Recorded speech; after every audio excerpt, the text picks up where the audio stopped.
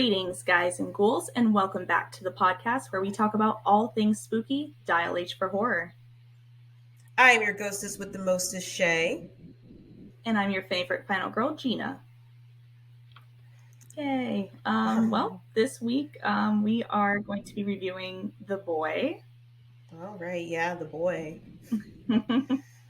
But first off, how has your week been, Shay? It's been pretty good. Been pretty busy. How has your week been? Busy's good. Same, busy. Yeah. But you know what? It's always good to just come back here and just, talk about a good horror movie, maybe a bad horror movie. We don't know. Nobody knows our opinions yet. So. Not yet, no. But yeah. I chose The Boy this week. It was my choice. Mm-hmm. And I actually chose it because after we did Orphan, I just was like kind of in the mood for another movie by William Brent Bell.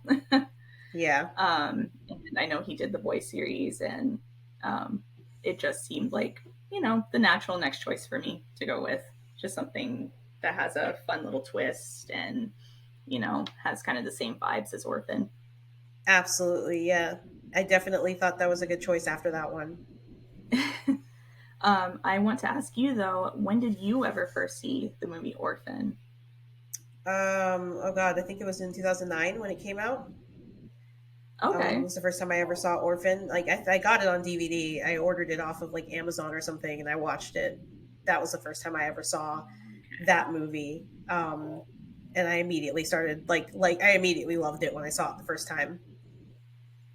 Yeah, I mean, it's a good movie. It's not too long of a movie. It's a pretty quick watch, I feel. I actually didn't watch it till, years later, like pandemic times. When I watched it around when The Boy 2 came out. Oh, yeah. Which I'm just going to say right off the bat, don't watch it. Yeah, I've heard they retconned a lot of the stuff that happened in the first movie, so I don't really care about that. As far as The Boy goes, yeah, I watched it when it was on Netflix the first time. It's been on Netflix and off Netflix constantly. So it was on Netflix the first time after it came out, and I watched it the very first time. And I was not crazy about it until the end. And then I was like, wow, that's a really cool plot twist. I would not have seen that coming. I wouldn't have thought that that's what was going on. But yeah, it's been on and off Netflix a lot. But yeah, so I watched it. That was the first time I watched it, was when it was on Netflix the first time.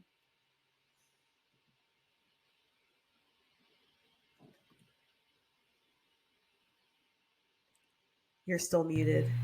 There we go. My thing went out. Or whatever, Wi-Fi was gone for a second. So sorry. Oh, okay. You were frozen, so I didn't hear the end of your sentence, but that's fine. Okay. But that's great. Yeah, I also wanted to ask you another question when it comes to dolls and horror movies, since it's been such a common theme since the beginning of horror movies, I feel personally. And I really what's your favorite horror movie doll? Chucky. Actually, no, wrong. Sorry, lied. Tiffany. Tiffany.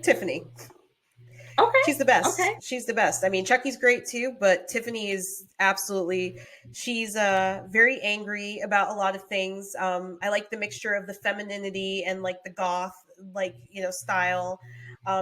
Jennifer Tilly plays the hell out of that role. It's, it's why it's her iconic role. So yeah, she's my favorite horror movie doll. But what about you? I have to say I'm a fan of Talking Tina from Twilight Zone. Talking Tina. Yeah. To this day, one of my favorite Twilight Zone episodes. And one of the first things that really scared me, I guess, when I was younger, because we would watch Twilight Zone episodes on New Year's. I think they always marathon it on New Year's Eve. Yep, they still do to this day. Yeah.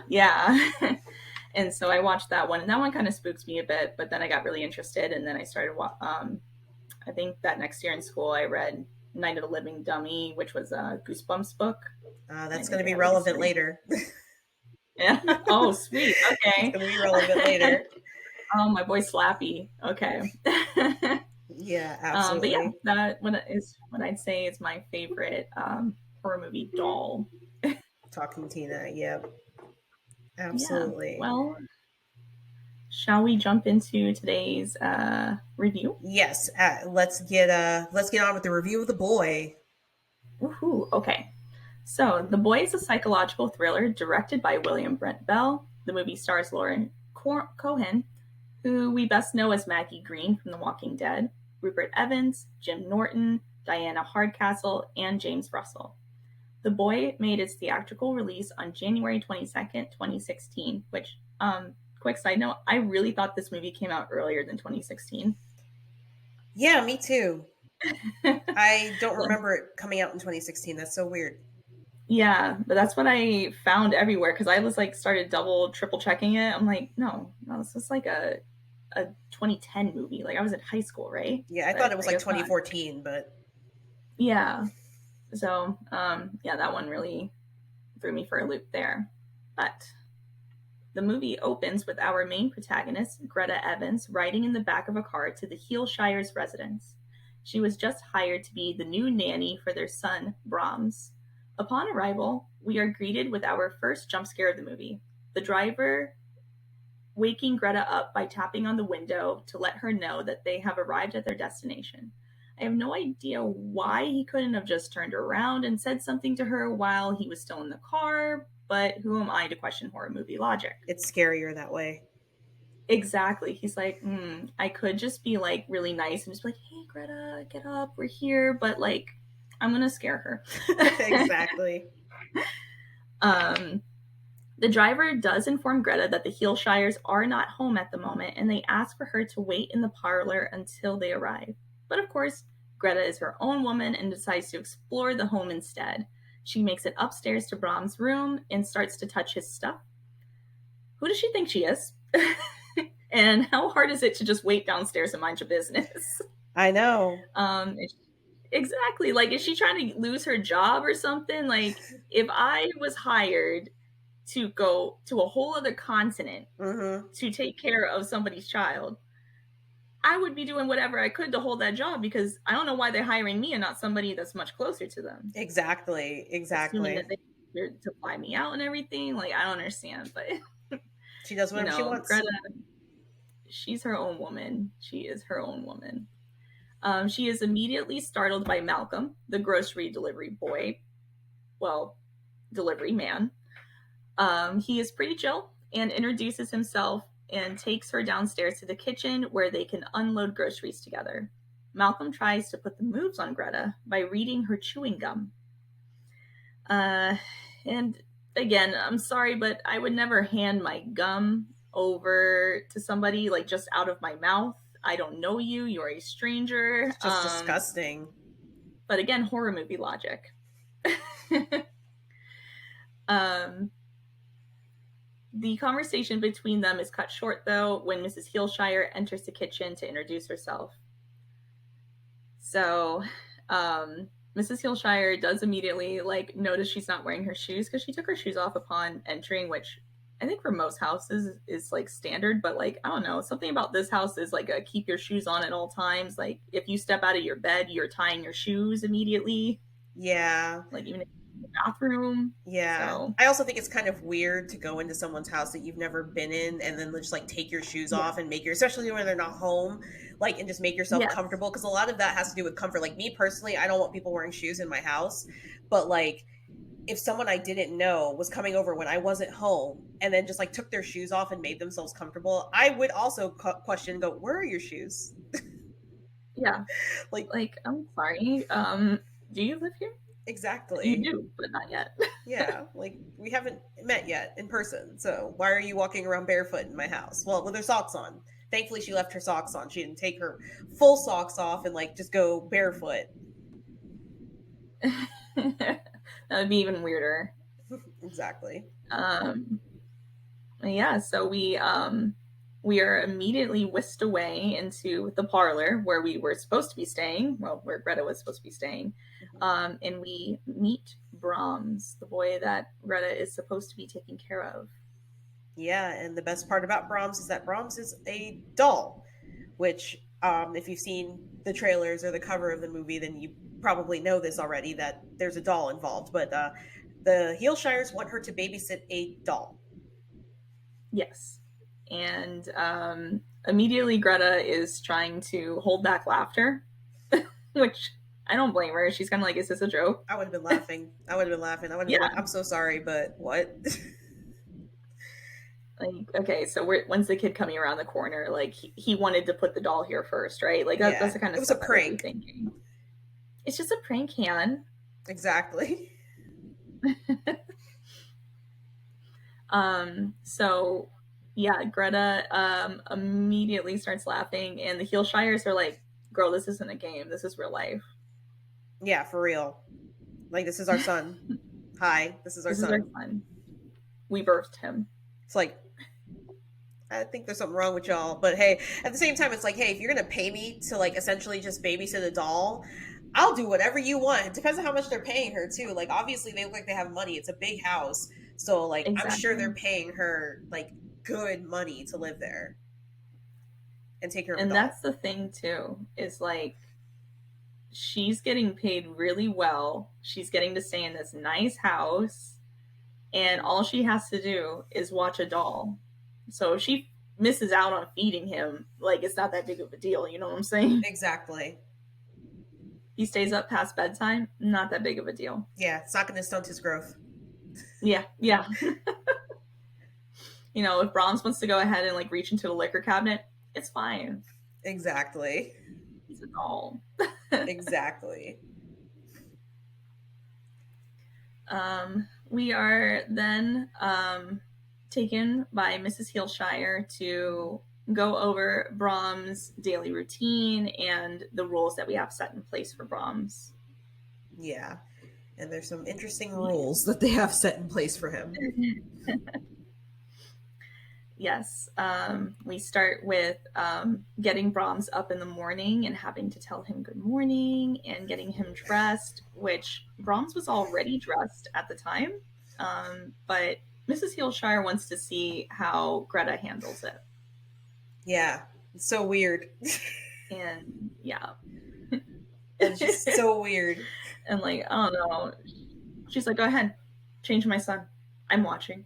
It's like, that's not actually a human. Okay. And I guess Greta is really bad at it by Mrs. Heelshire's standards. Yeah. Honestly, I'm not surprised that she's really bad at it, because like, who is actually mentally prepared to be changing a doll when you're being told that you're coming to nanny a kid? So you're going to get there and you're like, but then again, maybe like Greta just didn't play with dolls growing up or something. I was going to say, because I have experience. Yeah. I specifically will take jobs where I'm babysitting dolls because I have great experience with it already. I was going to say, you had that American Girl doll. Yes, Tamika. Shout out to Tamika. Yes. She's well taken care of. So like, Absolutely.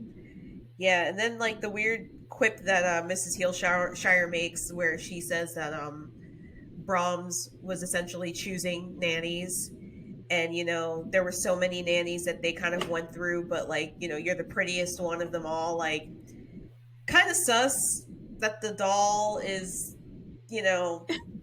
thinking that the nannies are pretty.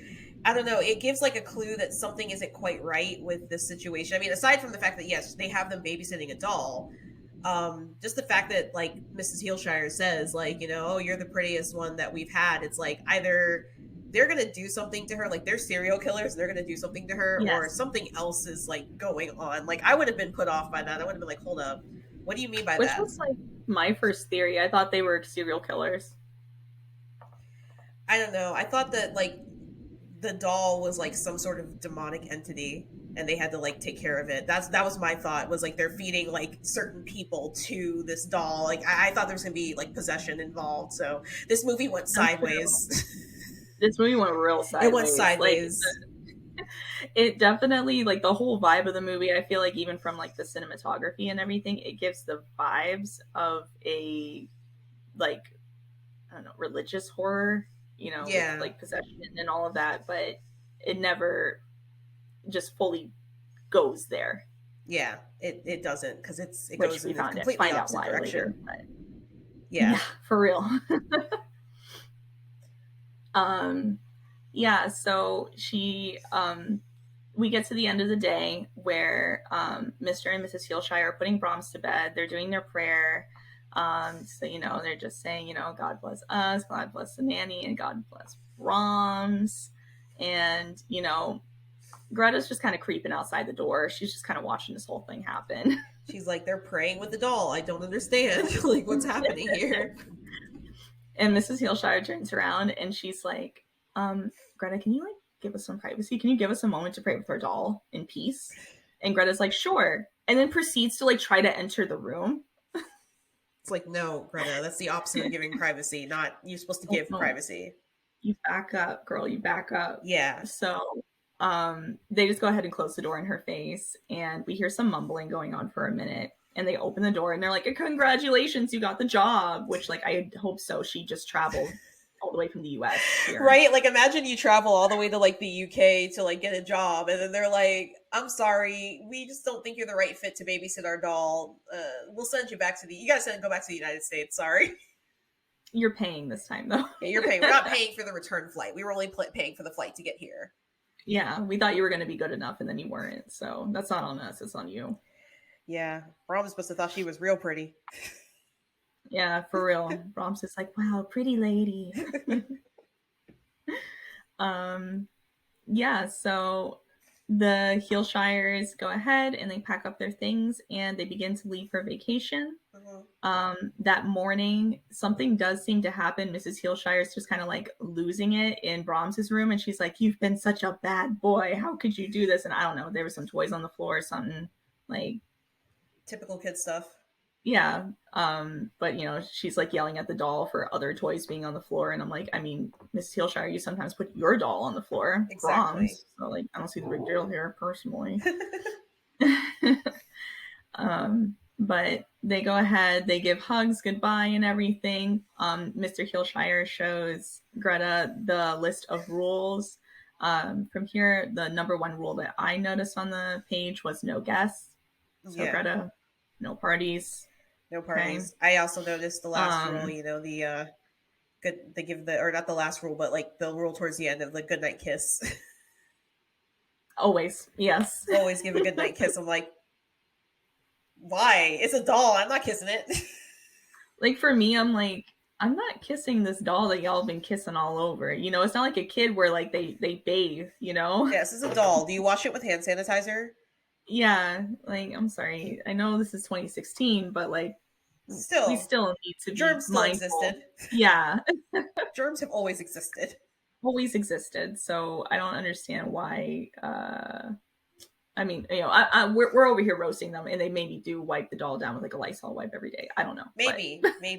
I just don't think so based on the end of the movie, but we'll get there. Truth. You are so right. Yeah.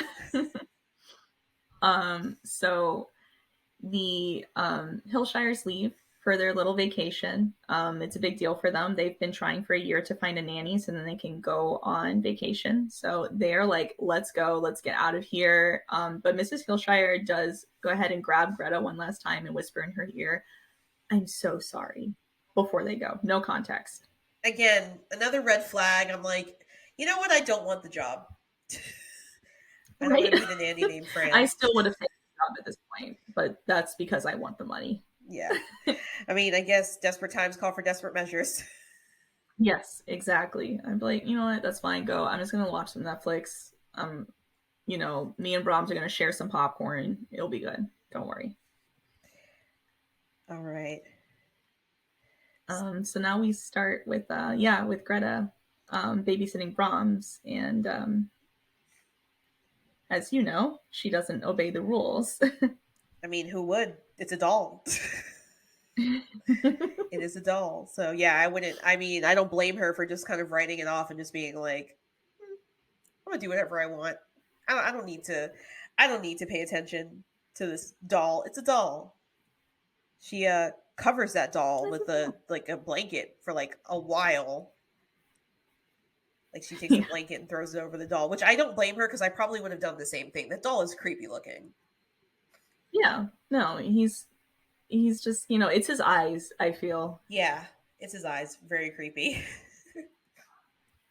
Yeah, she's like, you know what, Brahms, you creep me out. I'm just gonna throw this blanket on you so I can like go about my life for the next, I don't know, 2 weeks or so until the Heelshires come back and I just get my paycheck and dip. Exactly. Yeah, so Greta, she goes about ignoring the rules. She's just chilling. She's talking on the phone with her sister, having a good old time. And Malcolm shows up again to deliver some groceries. But, he's also like, hey, can I take you out on a date? Yeah, he shoots his shot pretty early on in the movie. He just is like not subtle about it. He's like, look, I want to go out on a date with you. There's also like the part where she she's talking to her sister, and we kind of learned that she is run away from something. Yes. So she came all the way to England to get away from something. And we don't know what that is just yet, but we kind of start to see a little bit of clues, especially when Malcolm is asking her out on a date. And she kind of mentions, I was in this thing, I was in this thing. And you start to wonder, it was probably a relationship she was running away from. Yeah. It seems like she was probably tangled up with like the wrong person, and it was so bad that she needs to leave the country. The country, yeah. And we'll see going forward just what's going on with Greta. Yes, because it seems pretty scary, pretty uncomfortable. So for real. Yeah, my sirens were going off at this point in the movie when I first saw it.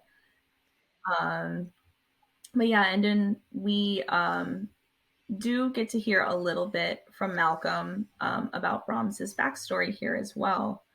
And just that he died. He was actually a person. Mm-hmm. And his grave is outside of the home. Apparently what happened was there was a fire on his birthday, and he was the only person who did not make it out of the house. So Brahms had passed away, and we kind of see it now as this is the Heelshire's coping mechanism for losing their son. Yeah. And this is how they choose to keep him alive, is by having this doll of him. Exactly. So they choose to keep him alive by having a doll. Because he died pretty young. So, yeah, because I think he died like maybe when he was like 8 or 9, it looked like. Maybe 7 or 7. Was sounding 7. Yeah, I'm trying to think. I was like, I know that the death date was 1991 because obviously that's the year I was born. So yeah, oh yeah, true. So that was like, but I can't remember the year he was born. So I think it was like the early 80s. It was like 83. I think it was 84 or 84. It was either 83 or 84, one of the two that he was born. And then he and the death takes place 20 years before the events of the movie. Yeah. Math. Math is not my strong suit. Not mine either, really. Not mine either. But yeah, so at this point, Malcolm and Greta do agree to go on a date, and we cut forward to Greta getting ready while she's on the phone with her sister. This part is really cute too, because her sister's like, oh, so you're going on a date? And Greta's like, no, it's just like we're just coworkers going out, and he's showing me the town and everything. And she's like, yeah, sure, showing you the town. You're wearing that coral dress, aren't you? And she's like, no. And it's happening while she's holding the coral dress up to herself in the mirror. And then she's like, you're having a glass of red wine, aren't you? And she's like, no, as she's taking the sip of red wine. So I'm like, okay, her sister knows her well. Yeah. Like, it's a cute little moment that we get to see in the movie. Yeah, it's like, I know your dating rituals. Yeah, exactly. We've seen this before. How many times have you worn this coral dress, girl? Exactly. We then head into the bathroom with her while she takes a shower, because horror movies, we always have to watch somebody take a shower. And then when she steps out of the shower, Greta notices that her iconic coral dress and her jewelry are missing from where she left them in the bathroom. Understandably shaken, Greta heads out of the bathroom to see where her clothes could have possibly gone. And this does lead her to the attic. Yeah, leads her to the attic. And she, I'm sorry, go ahead. Oh, no, you can go ahead. Oh, okay, sorry. But yeah, she's led to the attic. Mind you, at this time, Greta only has a towel on. And that towel's holding on for dear life. I want to know what brand of towels. They must have taped that towel to Lauren Cohan's body or something.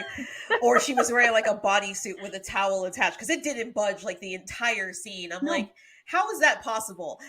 Do women just have that magic where they can just wear a towel for a long period of time? Because I've never learned that. Me neither. I've never learned that. I put a towel on and then it's like I take 2 steps and it just falls, and I'm like, oh.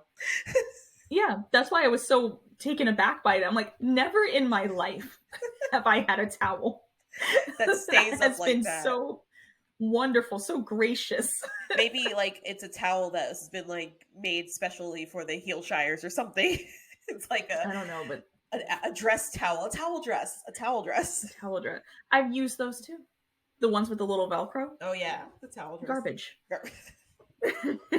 She's got a specially made one. Mrs. Heelshire has to have her towel dresses specially made. I'm jealous, honestly. Mrs. Heelshire, you need to give us your secrets. For real. Because, like, I could really use a towel like that. Just so I could just go ahead and brush my teeth after a shower without being like, all right, here we go. Exactly. Holding it up to my chin and everything. No, not necessary. But yeah, so Greta does head up into the attic to see, what's going on, which I'm like, girl, you have a date going, that's about to happen. Just go get another dress. It's not that big of a deal. Yeah, this is the part where if I was in a horror movie, I would just be like, you know what? I'll find my dress in the morning. I'm just going to get my clothes on and leave the house. Yeah, pair of jeans, a shirt, you're fine, Greta. It's not that big of a deal. He's not taking you to the Met Gala. Yeah, she'll still slay. She'll still slay in a pair of jeans and a nice shirt. Yeah. She's going to slay regardless. She's beautiful. Like, she don't have to do much. She's gorgeous. Yeah. I mean, look at her in the she could have gone in the towel. She could have gone in the towel. I'm sure Malcolm would have enjoyed that. Until he realized it was the one towel in the world that will never fall. The one towel. The one true towel. The one true towel. Oh. One towel to rule them all. That towel had one job, and man, did it commit. Honestly, that's my takeaway from this whole movie. That towel deserved an Oscar. That was an Oscar-worthy towel. It was robbed. It was robbed. In 2016, it should have been there for Best Supporting Actor. It should have been number 1. Because boy, did it support her.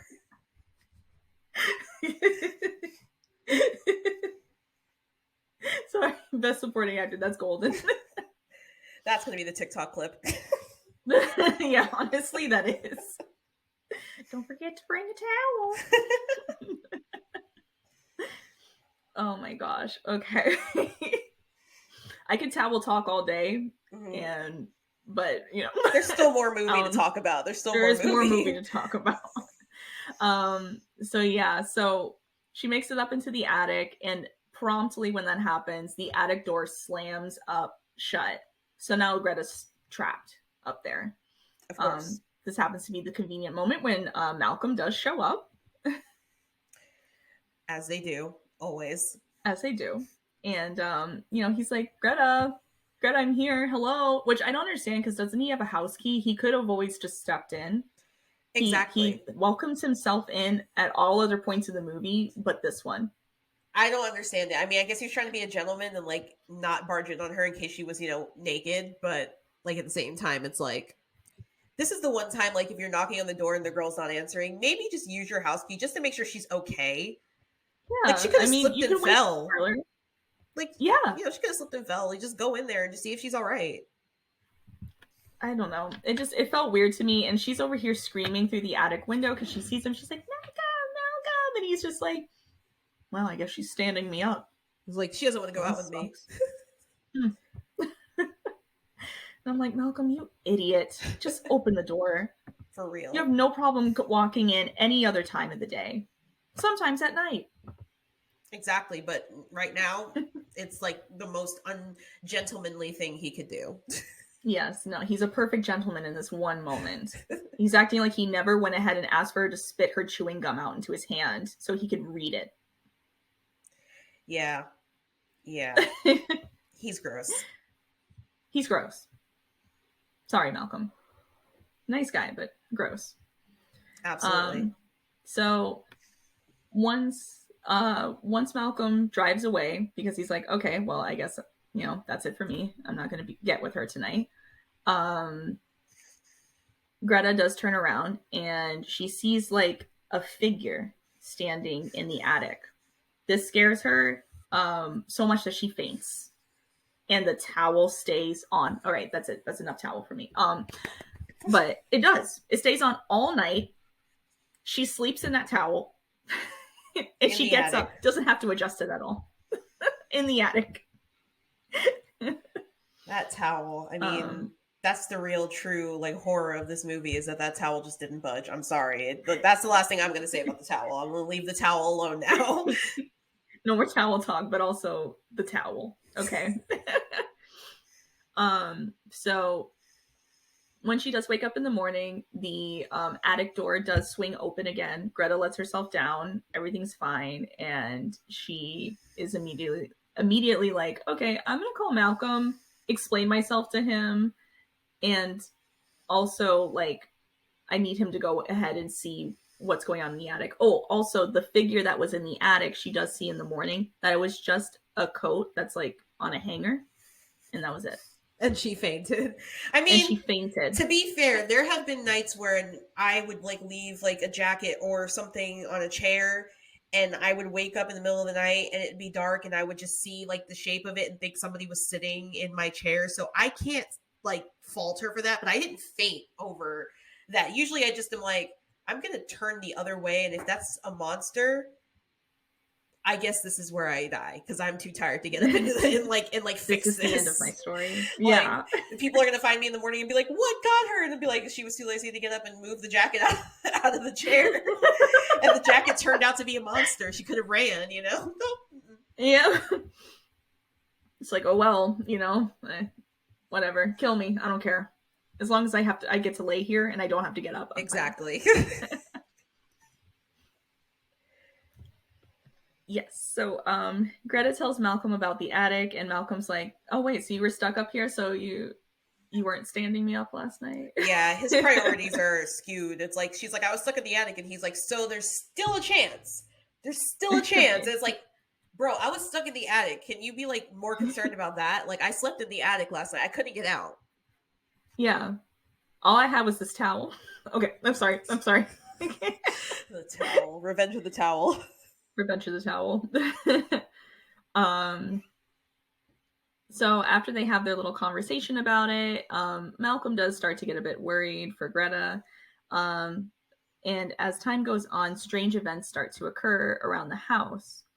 You can hear a child crying in the hallways, where it's just like echoing throughout the night. We do get, and I forgot to mention it earlier, but we do get our second really cheap jump scare at this point in the movie, where the first time, I think it's the first night that Greta spends in the house, she dreams of herself walking around the house, and that's when it's like that iconic moment that was in the trailer where she walks up to the painting of the family and she's looking at Brahms, and then the hand comes out of the painting, Brahms's hand comes out of the painting and chokes her. Yeah. But then she wakes up and it's like, oh, it was just a nightmare. Well, we do that again because, it's already like the cheapest scare you could do in a horror movie. Why not do it twice? Right. Yeah. It gets people to jump out of their seats a little bit. Yeah, totally. So we get our second one during this time as well, where she's dreaming and, it's just another Brahms jump scare. And then she's like, jumps out of bed and, is panting and all of that. we then reach a moment where she hears like a ruckus upstairs in Brahms's room. Yeah. And she walks over to see that there is like a mess of papers everywhere, and Brahms is in the bed staring at her like, you haven't fed me. I know, he's just giving her that look like, He's like, I'm hungry, okay? You have not given me a kiss goodnight. I've been wearing these same clothes for days. I stink. You're not wiping me off with the Lysol wipe. Yeah, no, you did not use a single one of the Lysol wipes are right here in the room. All you have to do is grab one. Like, I'm so easy to take care of. Exactly. And you're making this difficult. And the pages that are all over the room are of the rules. Yeah. That the Hillshires left behind for her. And so she's like, is this what you want me to do?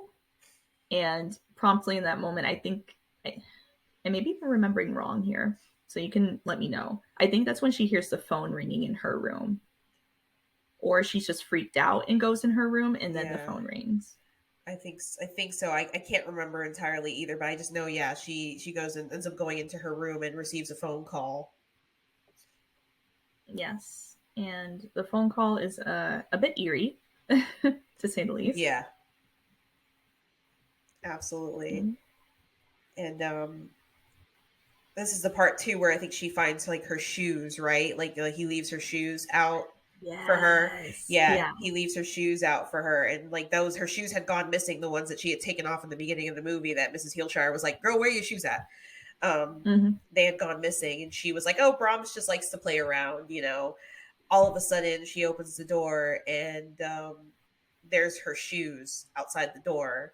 And then Brahms gives her a call on the phone and is like, you know, I'll be good, I promise. And it's really creepy and really unsettling. And in that moment, she believes that Brahms is absolutely 110% a living doll that can move and make phone calls. I think he even makes her a sandwich at some point. He does in that same moment. He's like, here, it's your favorite. And she like sees like a figure moving outside the door and then run away, and she opens the door, and then the sandwich is sitting there, which like, kudos to you, Brahms. You can make your own food, so you don't need you don't need me to feed you. Like, you can make your own food, but like, okay, whatever. Yeah, so it's kind of like at that moment she realizes Brahms is alive, Brahms is living. He can talk, he can walk, he can make sandwiches, he can steal shoes and bring them back, like all of that stuff. So she's like going through it now at this point. She's just like, oh my God, I have to take care of this doll now. This doll means everything to me because it's alive. Yes. She's like, I would die for Brahms at this point. Which, I mean, like, you know, when you get your favorite toy, like, yeah, of course. Like, you know, you get that brand new Barbie doll. Like, they've got those Monster High Chucky dolls that are supposed to be coming out. Like, yes. Want one so bad. Same. They're going to be so hard to get, though. They're going to be so hard to get. Those resellers going to have them marked up, like. For real.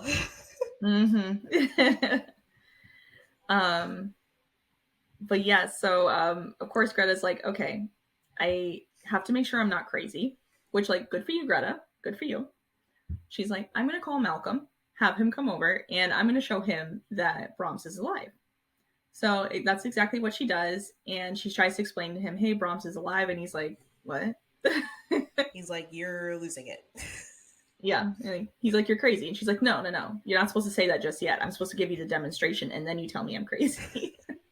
She goes like full poltergeist with it. She's like, look, I drew a chalk thing. I'm going to show you that he moves. We have to leave the room because he's shy and he doesn't like to be looked at. He doesn't like to be perceived. I'm like, okay. I'm like, she's going full poltergeist here. She's like, wait. It's going to move. We just have to leave the room, and when we come back, it'll be gone. And Malcolm's just like, okay, crazy lady. I guess if that we'll go for it. But then the doll does move and disappear. It like leaves from the area. So he's like, okay, that's a little concerning. Did not realize that was real. Yeah, he's like, you know, understandably freaked out in this moment. Mm-hmm. And he's now definitely worried for Greta. So he does go ahead and he sits Greta down to tell her some more of the, as he calls, pub talk that he's heard about Brahms in the past. And he lets her know that on Brahms's birthday, when he died, there was a little girl that was over at the house, and she would come over every once in a while to play with him. Yeah. And on that day, the little girl went missing, and they did find her body. No, so this wasn't on the birthday. I'm sorry. This happened before the birthday. Before the birthday. But they did find the body a little further out from where the house is, and her skull was crushed in. So, of course, there is a phone call made from the police to the Heelshires, and they said that we do need to question Brahms about this. And that is around the time, or pretty much when the police got there, is when the house was on fire and Brahms died in the house. So it feels now like the Heelshires were trying to cover something up to save their son from being arrested. Absolutely. And then Greta eventually finds a letter from the Heelshires, essentially addressed to Brahms, that's basically telling them, like, telling him that they can't keep doing this, and like they're going to go off and like unalive themselves, essentially. And the girl is yours now. That's what they leave with, is the girl is yours now. Yes. So Greta is being passed off to Brahms now, officially, which is, again, concerning because he's a doll. So why would you say the girl is yours now? Yes. So lots of red flags are going off at this point. And Malcolm communicates to Greta that how worried he is for her safety, for her sanity. And Greta begins to open up about why Brahms is so important to her now that he knows that now that she feels that he is this spirit that's living in this doll. Yeah. And she does open up that her ex-boyfriend, who she had recently broken up with, was, abusive towards her, and that she did suffer a miscarriage because of his abuse. Yeah. And that, she feels a connection to Brahms through what happened to her. And the two, they feel, Malcolm understands where she's coming from, and she's happy that she has Malcolm to open up to. And we get a better understanding of where Greta's at in her life right now. Yeah, absolutely. And there's also like this thought process too, where it's like, she thinks that it's fate that brought her there, and that's why the Heelshires wanted her in the first place, was because she had lost her child. So now she can understand what they're going through, even though it's in a different way. So she believes it's fate that she's meant to take care of Brahms. Yes, exactly. Which, when she puts it in that perspective, I'm just like, I feel for her, Yeah. Absolutely. At this time, Greta and Brahms are living their best lives together, and everything seems oddly happy. The two are in the kitchen sharing some lunch when Greta hears someone playing pool in the other room. Thinking that it's just Malcolm, she heads to the room to ask why he's there so early. When she turns the corner, we find out that it's not Malcolm, but Cole, the human embodiment of a thumb, and her ex. Yes. I forgot to mention that an earlier scene before everything like hits the fan with Brahms, her sister does inform her on the phone that her child told Cole where Greta was, because he came to the house banging on the door looking for Greta, and scared the child enough that the child gave up the information that Greta was no longer in the country, and then gave him the address to where Greta is, thinking under the guise that Cole wanted to write her a letter, quote unquote. But yes, really he was just going to show up there because he's the human embodiment of a thumb. Exactly. He can't write. And he even says it himself. Yeah. He says, I'm not much for writing. And it's like, yeah, okay, that's why you came all the way over here. Sure. Yeah. You just got all the anxiety when you sat down with like the pen and paper and you're like, I'm just going to go. It just seems easier if I just go. The funny part is this is also 2016. I mean, like, she doesn't have an email address. You couldn't send her like an email. Like, you could, I mean, I'm sure she probably blocked him on all forms of social media, but like, she's got to have an email address that you could get. It just makes it a little bit easier. So it's just like, yeah, okay, Cole, you wanted to come here for other reasons. That's why. Yeah, which makes it believable why he got the information from a 10-year-old and not like her sister, because it's like, yeah, I could see a 10-year-old falling for that. Yeah. Versus an adult. Plus, if he's like banging on the door when the child is like there by themselves, yeah, they're going to give him whatever he wants just to get him off their front porch. Exactly. They're scared, you know, they don't want the scary man here, which he is definitely imposing. So it makes perfect sense. At this time, Cole tells her how he has every intention of forcing her to come home with him and discovers that Brahms is just a doll. He does make a comment at this point where he's like, oh, that makes things a lot easier. I wasn't sure what we were going to do with the kid, but since he's just a doll, then we can just, you know, scoot out of here. In that moment, Malcolm enters the house and meets Cole and is immediately concerned for Greta's safety, but she assures him that she has a plan, which even at this point, I was like, Greta, what's your plan? Like, Greta, you need. And why didn't Cole get the police? I'm sorry, I have 100 questions. I don't think that she had a plan at all. Didn't seem like she had a plan. Right?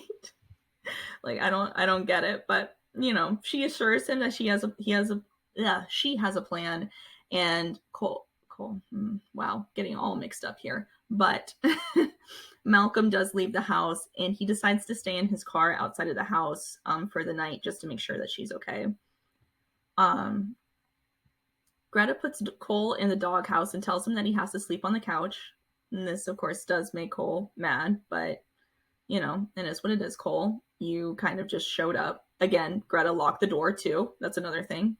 Cole just kind of walked in. She goes upstairs and sleeps in the bed with Brahms that night and asks him for help, which I feel like that was her plan.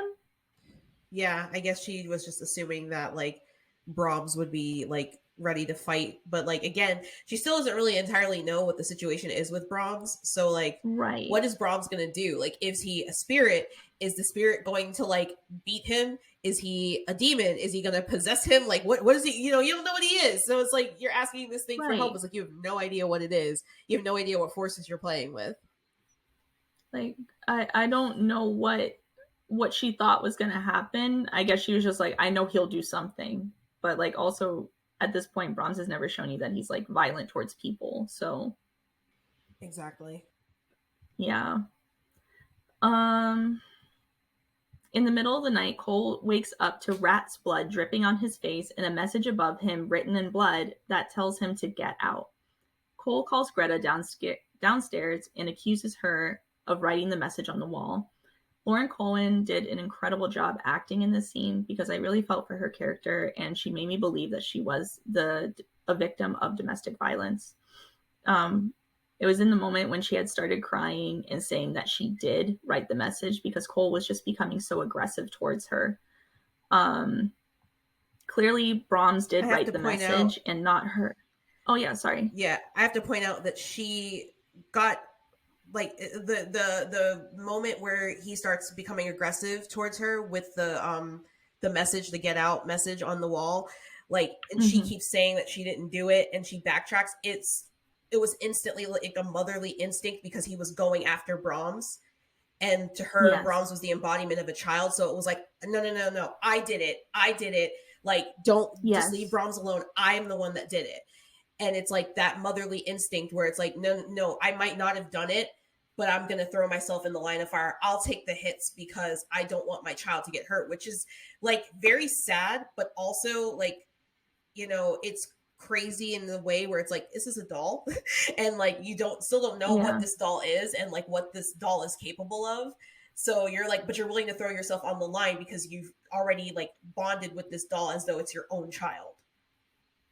Exactly. So yeah, she's completely bonded, and I feel like in some way she may be using Brahms to fill, I mean, it's kind of alluded to, but to fill the void of her lost child. Yeah. And she may be reliving some sort of trauma of, since Cole was the reason why she lost her child, she doesn't want to lose another thing that feels like her child. Yeah, absolutely. And you're right, she puts herself in the line of fire, and she's saying, no, I did it, like, just don't hurt him. And it was just like her acting in that moment, it was just so believable to me. Yeah. And she was just willing to say anything to keep Brahms safe. And she's clutching Brahms and she's crying, and it's really like, here we see Greta in her most vulnerable self. And it's just like, no matter what she faces in life, Cole is always going to be the thing that scares her the most. Yeah, this is probably where the movie actually started to get interesting and like have some sort of like, because up until that point, like this entire ending, it's sort of like a run of the mill sort of thriller, and it's kind of boring, to be quite honest.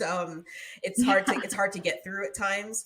But once you get to this scene with Cole, it's like, oh, we have some conflict, we have some drama, and we have some like actual like good acting and like stuff that, not that Lauren Cohan's acting was bad in the movie, but like, I'm just saying, like, she didn't really interact with humans enough.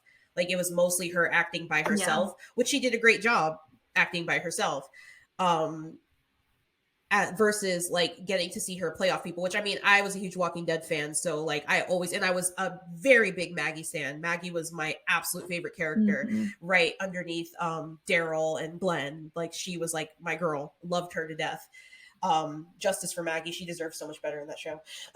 Yes, way better. But yeah, she was always one of my favorites. I always loved Lauren Cohan, and she's always been a great actress, and she plays grief very, very well. Very well. Yes. She plays grief. I attribute her to like my worst crying moment on The Walking Dead when Herschel died. That was like, I was hysterical at her reaction, like the screaming and the crying. I was like, oh, I was in tears. So she's always played grief very, very well. Yeah, and it was great to see her. It was like, at this point in the movie, Lauren Cohan finally had like something of substance to really work with and really showcase her acting ability. Yeah, absolutely. And it almost feels so different than Greta, the character Greta, in the rest of the movie, because she didn't have that much to work with. And here it's like, oh, damn, wow, I feel for Greta. Yeah. Like, now I finally feel a connection to this character. Yeah, it jumps out at that moment. And it sucks that it's like the last like 20 minutes of the movie that we really get all of this good meat at the end. Like, everything just amps up to 11 at the end, and it's like, whoa, hold on, now I'm paying attention. What just happened? Yeah, now this is interesting. Exactly. So, I mean, it's sad that this is kind of like the only real moment we get to see that, but also kudos to her for, working that part. So at this point here, Malcolm rushes in to save the day, and, he's kind of trying to intervene and get in between them and just, make sure that there's distance between Cole and Greta to make sure that they, nothing's going to happen to Greta. Right. And Cole does manage to get his hands on Brahms, and he starts swinging Brahms around. I mean... Ragdoll. Poor Brahms. He literally did a ragdoll. He was like, ragdoll. Brahms was swinging around like he had, like, I don't know, like rocks inside of a pillowcase. Like, and Cole is just kind of like, I'm sick of Brahms at this point. And so he goes ahead and swings Brahms and smacks him against the table, and Brahms just breaks into a million pieces. It's just porcelain everywhere. Yeah. Although his eye stays intact. Yep. Eyeball was like rolling. I was like, oh, that's fancy. His eyeballs break dancing. Yeah. I wish mine could. So at this point, there are major spoilers for this movie ahead. if you would like to watch the movie first and come back, we encourage you to do so. We are now going to take a 10-second pause before we begin the spoiler portion of this review. This is waiting music. We're waiting the 10 courtesy seconds for you to go watch the boy and come back. Okay.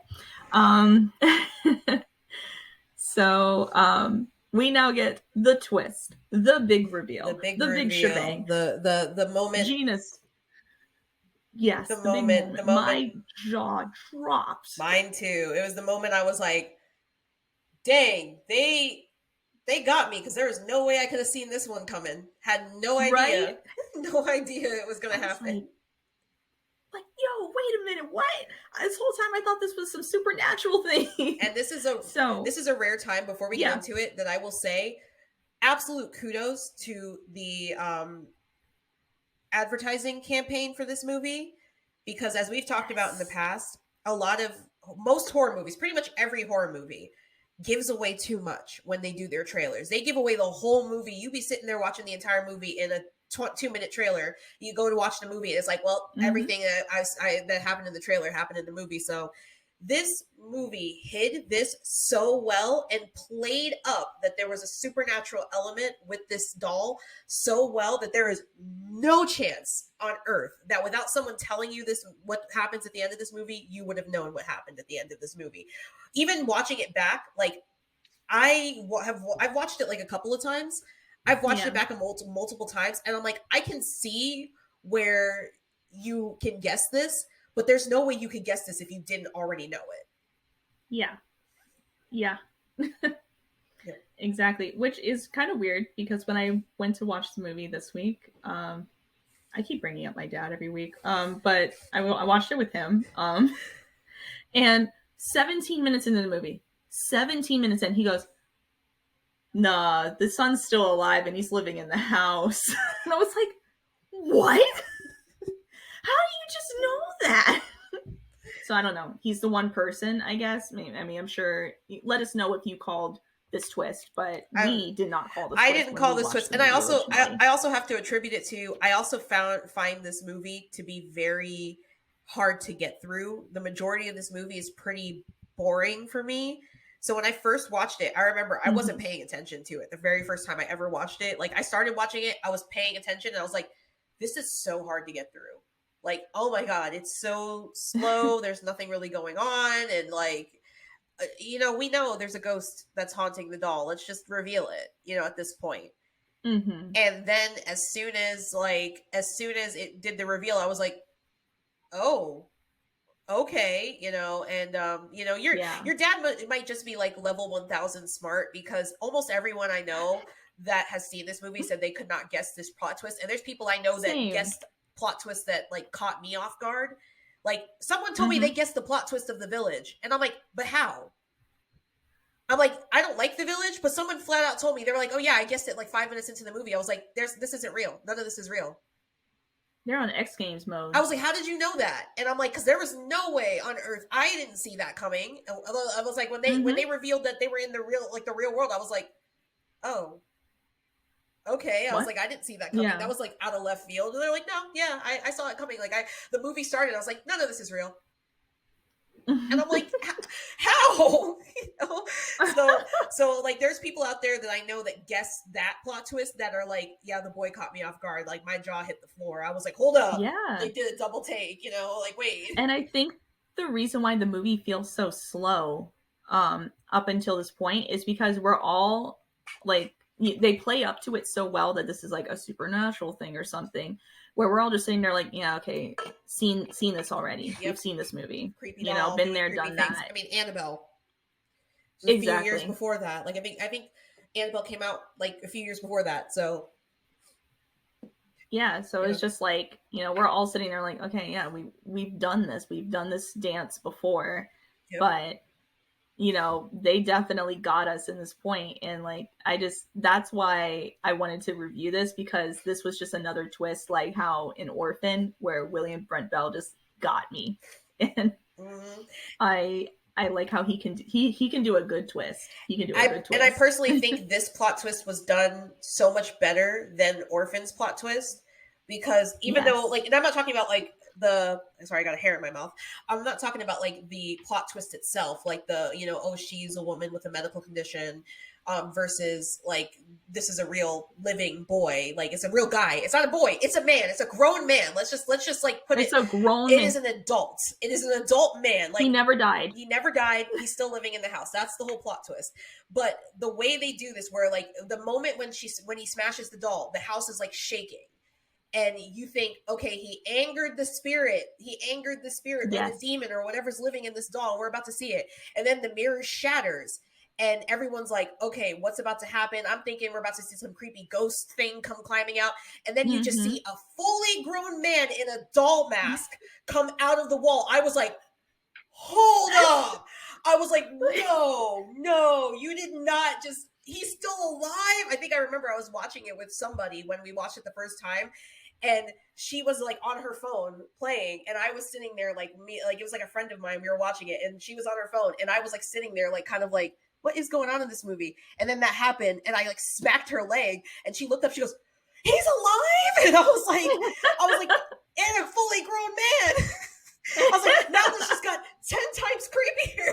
This movie just got so much now creepier. This movie creeps me out. Like, yeah, this man is walking around the house while this woman is like naked. Yes, he's taking her the clothes. Walls. He's moving through the walls, and then watching through every little crack in the wall. And then the worst part is when he starts talking and he's using the doll voice, and he's like, Greta, yes. I'm sorry, Greta. And you see this grown man standing there, and he's like, Greta. I'm like, no. I'm sorry, pretty Greta. I'm like, stop. I'm like, I'm about to throw up everywhere. This is so disgusting and terrifying and uncomfortable. It's so creepy. But yeah, it's a great reveal. Like William Brent Bell knows how to do plot twist reveals, even if the movie is like, you know, like that plot twist was just like jaw-dropping, and the way he did it just makes your skin crawl, because it's like, I know a lot of people have said, like I've read a lot of people say that like even though the plot twist got them, like it still didn't make like the movie scary to them. And I'm like, it's like I said, from a standpoint of being a woman and imagining being alone, thinking you're taking care of something else, and then finding out that there is a fully grown adult male living in the walls. Yes. It's kind of terrifying from a female standpoint. Like, this man is walking around the house. A woman's worst nightmare. Exactly. To feel like you're being watched. And to know that you're being watched. It's terrifying. In your own home, in a sense, because this was her home now. Like, she was staying here. Yeah. So in a place that you're staying, like, it is terrifying. So I'm like, yeah, I can understand why people say this isn't it didn't make the movie scary for them. But for me, it's like, even though like I still struggle watching the movie, yeah, that plot twist definitely makes me uncomfortable and made me view the entire film in a different light. So when I go back and I rewatch the film the other 2 times I've seen it this past week, and like another previous time I watched it, when I've gone back and rewatched the film, I'm like, knowing what I know, this makes this movie really gross to me. Like, knowing that there is a fully grown adult male walking around in the walls of the house watching this woman. You know, all the times where you're kind of seeing things from Brahms' perspective, you're now thinking of as this grown man who's just like, it's not the ghost of a child. Not the ghost of a child. No. It's a grown man watching her in the shower while she's showering, because he literally was that scene where she's showering. We get a Brahms perspective scene, and this man was watching her shower. This man she was we didn't bring it up, but when she was getting intimate with Malcolm as well, he's watching through the keyhole of the door. Like, no. yeah, very creepy. So yes, basically Brahms comes out the mirror. He's a fully grown man. He's alive. We've established that. At this point, my boy Brahms goes in and he kills Cole, which, like, we all knew that was coming. Okay, Cole was here as to be the death of this movie, pretty much. Yeah. And it was all right. Like, I wasn't like completely satisfied. I would have loved to see Cole like you know, maybe get a little bit more brutally murdered. But, you know, that's just me hating Cole. Yeah, he deserved more than that. He deserved more, yeah. Mm-hmm. But, you know, it's good enough. Yeah. Yeah, and then at this point, Brom starts to essentially give chase to Malcolm and Greta, who are trying to get away from him through the house. And then has a realization that he's been walking through the walls and been able to watch her and move through the house through the walls. So they go into this one area and they find a little like lair for Brahms, you know, with all the necessities. And he had a fridge. He had a whole fridge. I don't know why he needed her to cook for him. Not a mini fridge. He had a whole fridge. A whole fridge. And she finds her coral dress on a mannequin, which is with hair that looks like hers. The hair that he cut off of her. He cut off of her. He was cutting off pieces of her hair when she was sleeping. Very, very, just very disturbing and disgusting. We don't want to know what was going on with that doll. We just don't want to know. Not at all. We're not going to think about that. We're going to just gloss past that. I'm sure she felt a little bit sick at that moment, realizing that this man took her clothes, and probably, you know, he had her shoes too. So who knows what was going on with the shoes? Yeah, Greta, don't wear those shoes anymore. Yeah, throw them out. Throw the dress out. Throw the shoes out. Throw it all out. Just get rid of it all. I know you love that coral dress, but also at this point, Greta, it's 2016. It's okay. We're moving away from coral. Yeah, at this point in fashion history. let's go on to something else. Yeah, Brahms catches up. And then he gets into a tussle with Malcolm, because Malcolm is trying to essentially stall Brahms to let Greta escape. But of course, Greta doesn't want to leave Malcolm behind, you know, because she's like, oh, I like this guy. I don't want him to, like, you know, get bodied in the middle of the movie. So, but he does get knocked out. And then Brahms turns to her and starts to speak. And at first he's using the creepy baby doll voice. But as Greta starts to exit out of the little, I don't know, what is that, like a vent or something? It's something underneath the house. Yeah, I think it's a vent. Yeah, she starts to exit out of there. He starts to break character, and he goes from speaking in this little, like, childlike voice to screaming and being like, get back here or I'll kill everyone, and screaming at her. And it's just chilling. It's absolutely just chilling to see somebody in a baby doll mask, and they're grown. They got 5 o'clock shadow. They're all sweaty and nasty. No, not even 5 o'clock shadow. He had a full-grown beard. Yeah, true. And then his chest, he was like a bear. He was. And then he had, like, all the stains on his shirt and all that stuff. And and then he's just, like, talking in a baby voice, but then going into the full, like, get back here. I'm like, oh, no. Let's not get back here. Let's just stay away. Let's run. Let's run. Like, thank you, James Russell. You scared me from going from creepy little boy doll voice to, like, you know, insane psychotic murderer voice. Absolutely. Absolutely. A second. So creepy. So yes, at this point, Greta is running out of the house. She makes it all the way to the front gate, and then she just, like, I don't know, I feel like she almost hit like a video game barrier where she's like, wait, I have to go back. Where am I going? That's a great way to put it. It's like she went to the end of the map and they were like, whoa, you can't go beyond this point. Yeah. And she's like, oh, let me turn around. And so she heads back in. She arms herself with a screwdriver, which I'm kind of like, Greta, we gotta find something a little better. Can we go in the kitchen, get a knife, Greta? Exactly. A screwdriver. But she goes ahead and slips it in her pocket, and, like, she runs into Brahms in the hallway, and Greta puts on her, you know, mama's had enough voice. And Brahms is into it. Brahms is into it. He's like, all right, let's go. Yeah. He is. He lets her go and tuck him in. And then the creepiest part of the movie that bothers me still to this day is when she is tucking him in and he goes, kiss. And she's like, no kiss, you know, like, that's your punishment, because, you know, you've been very bad. You've done bad stuff today.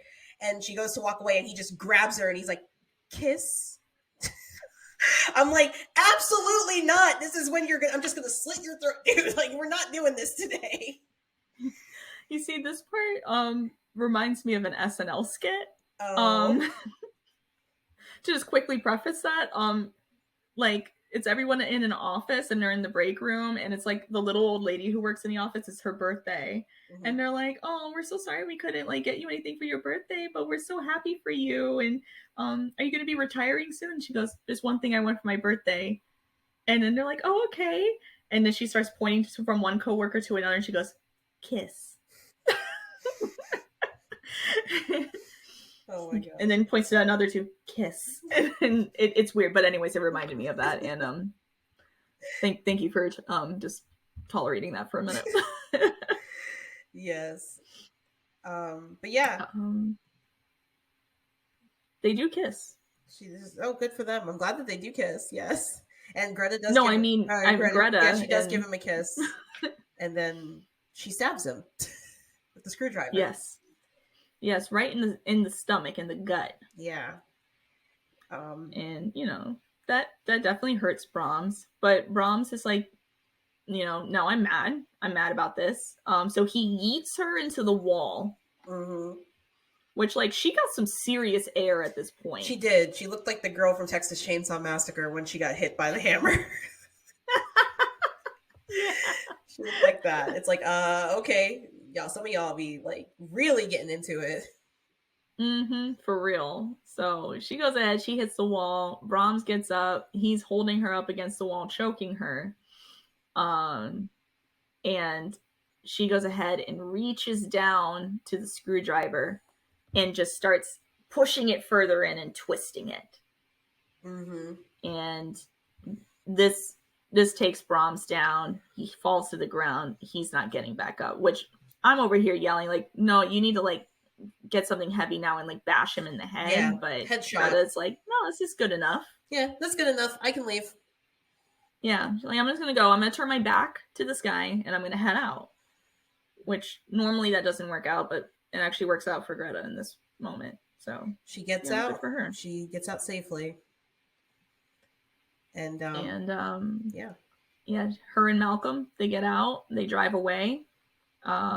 They get to safety, and we get a small shot of somebody putting Brahms, the doll, back together, which is quite impressive because he broke into a million pieces, but you know, they haven't. He's just fine. Yep, chilling. He's back straight chilling. He is back to. He's getting back to his regular old self. It's a sequel set up for a sequel that was incredibly disappointing because it retconned everything that the original set up. So they were like, okay, so now we're going to go ahead and basically do what everyone thought the first movie was going to be, and it's not going to make any sense. Exactly. And so don't watch it. Yeah, that's why I haven't. Yeah, just saying it to everyone out there, don't watch it. Yeah, exactly. And that is The Boy. That is The Boy, yes. That is the ending of the movie. I mean, I think you've already said, but thoughts on the movie as a whole? This movie personally for me is a little bit difficult to get through. I've only seen it like a handful of times. Comparing it to like Orphan, where I would like watch that movie like on a regular basis. This is one of those movies where I have like I've only seen it, like I said, this is only my third time I've watched it since I saw it when it came out on Netflix the first time, and then I think I watched it like a second time, like maybe a year or so after that, and then this past week. And yeah, it's just one of those movies that's very difficult to get through. But the plot twist, in my opinion, is very creative. It's very well done. It's not entirely unfounded. It's not completely out there. So a lot of people complain about plot twists like not being based in reality or anything like that. This one I think really hits that beat. But yeah, overall, I mean it's an okay movie. It's not too scary. Like there's a couple of jump scares, but it's not too scary. It's not gory. So if you're like looking for something that's more atmospheric and you're like one of those people that you can't handle like a lot of super scary stuff, like this is a good movie to watch. And I think it's a good, like, I'd call it a good starter movie for like people who are just getting into horror. It's a good starter movie. It's a good little like appetizer, you know, because it's not gory. Exactly. It's not, there's not too many jump scares. There's a couple. It's got a pretty decent plot twist. So But what about you? Exactly that. It's a good intro horror movie. I mean, I had fun watching it. I liked the twist. I liked it when I first saw it. I liked it again when I saw it now. But yeah, it's okay. I like more in my horror movies nowadays. Same. I also just don't really care for horror movies that do too slow of a slow burn with like what's going on. And this just felt like there was too much nothing happening through it. Like there was very little moments of tension throughout the entire movie. So it feels much more like a drama, or like, it's gonna sound weird, it almost feels like you're watching a Lifetime movie. Yeah, it's like a Lifetime horror movie. Yeah, and then like it doesn't really like amp up the quote horror part until like the end when you get the twist. Exactly. But like for me, like the one kill that this movie has, it only has one kill, and it's not that like, so that's why I'm not sitting there going, oh man, that guy's all busted up. Mm-hmm. Yeah. So it's okay. Yeah. It's okay. Exactly. So what would you give it for skull rating? For skull rating, I have to give it just like 3 skulls. For towel rating, I'm gonna give it 5 towels. Well, 5 towels. Yeah, no, that's definitely probably what I would give it to, is 3 skulls. It's a mid movie. Like the kids like to say, it's mid. It's mid. It's mid. No, it's definitely a movie that, like I said, it's a good one if you've got younger. When I say younger kids, I don't mean like literal babies and infants, but if you've got younger kids or like high school or middle school that want to get into horror, but they're too afraid to go on and watch like anything more intense, this is a good place to start them off at. Yeah, it's safe. Absolutely. Well, that was our review of The Boy.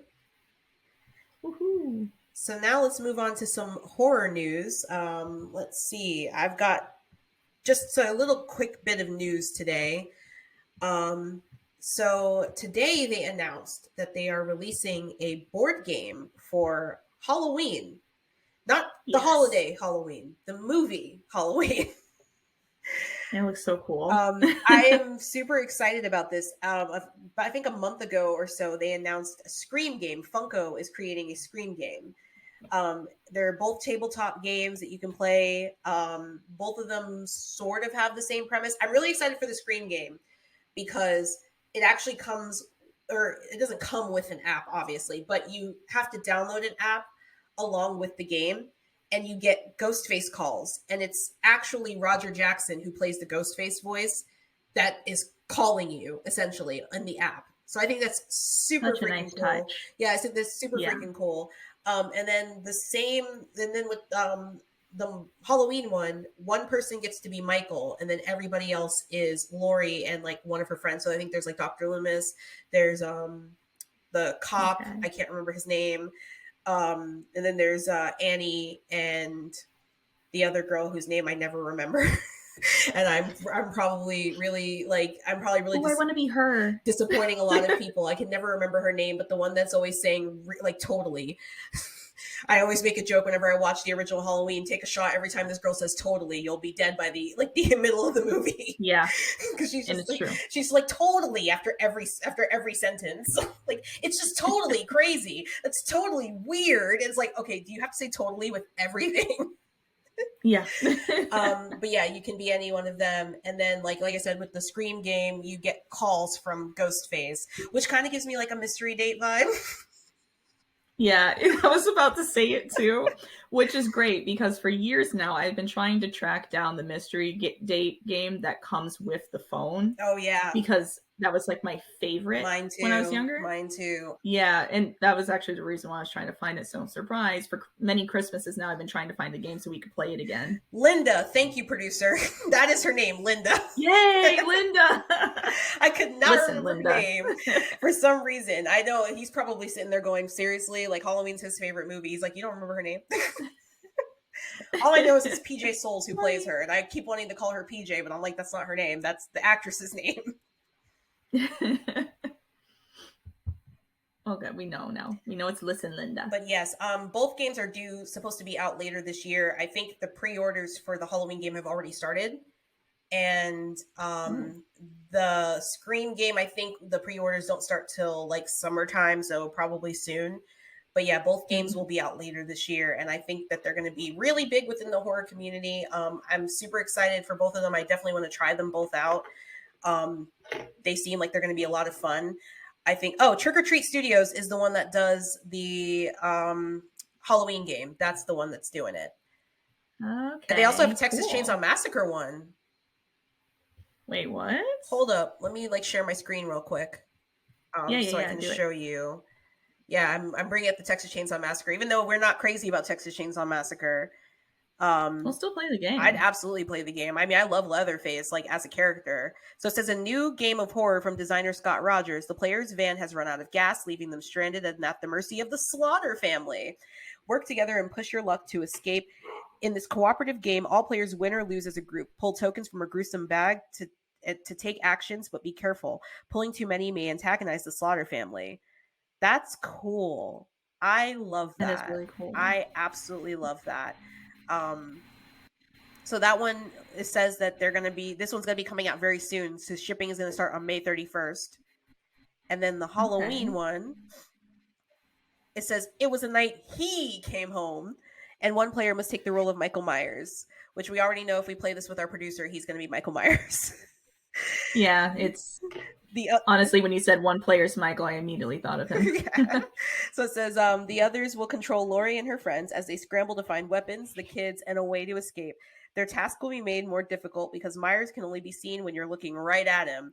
This one versus many game by renowned designer Emerson, I'm sorry, I'm going to probably butcher this, but Matsuchi, is the first time the original Halloween movie has been made into its own board game. So yeah, that looks like it's going to be That's awesome. Gonna be fun. I'm looking at here's some of the pictures really now. Fun. You see that board. It kind of gives me Clue vibes. Yeah, I was about to say the same thing, the way that it's sectioned off. Yeah, and then here's all the pieces here. Oh, you also get to be this guy, the guy that gets stabbed with the knife and then gets his glasses stolen. I want to be Dr. Loomis. Yeah, he's going to be the GOAT character, honestly. But yeah, that definitely sounds like it's going to be a fun time. So if you're looking for something to do with your friends that's horror themed, later on this year, maybe for Halloween time, there's going to be some board games coming out later this year that you can play with your friends, some tabletop games. So be on the lookout for that and be on the lookout. Let me see real quick if I can find the Scream game.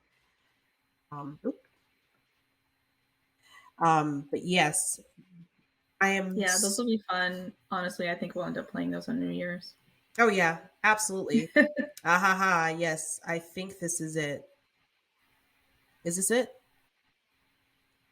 Yes, this is it. Hold on. Yeah, because it's on Funko's website. I don't know why I'm doubting if this is it. It's on Funko's website. Yeah, so this is it. Scream the game.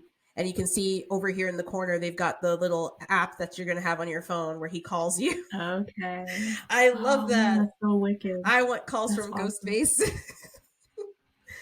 Interesting. It says it's only 20-minute gameplay. Yeah. So it looks like you can get a lot of rounds, like when you have a gathering, which is cool. Yeah, and you can buy it on Amazon. I guess it's available right now. But yeah, this one says, as the clock ticks down, help each other escape the murderer. But watch out. If Ghostface calls you, you are his next target. It's terrifying, fun. You'll die to play again and again. That's cool. Okay. So you get... If it is out now, we should try to get this for when you're here. Quick. Oh, no, it'll be released on July 18th. Boo.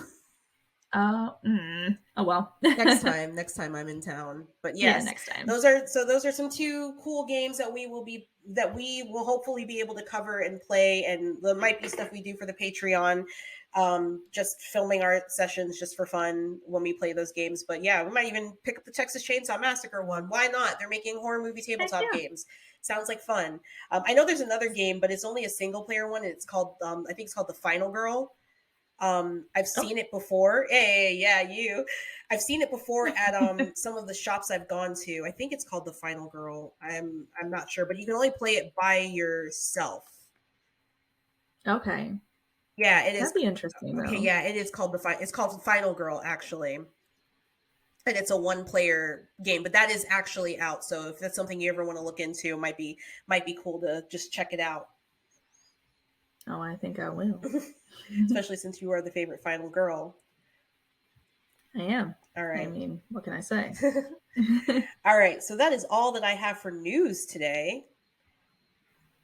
So now we move into our little, like, fun part. Yes, our random topic for the week. So this week I thought we would do something a little bit different. Something a little bit fun that I love watching videos of on YouTube, which is people doing like talking about things in the 90s and 2000s that were terrifying. And some of them it's great because I don't even remember these things, like commercials, like movies, random faces you saw. And a lot of these things aren't necessarily, some of them are horror based and some of them aren't. But I wanted to pick ones I've seen most people talk about. And then I also threw like one in there that we're going to start with that is actually a, I think it's in Florida only meme.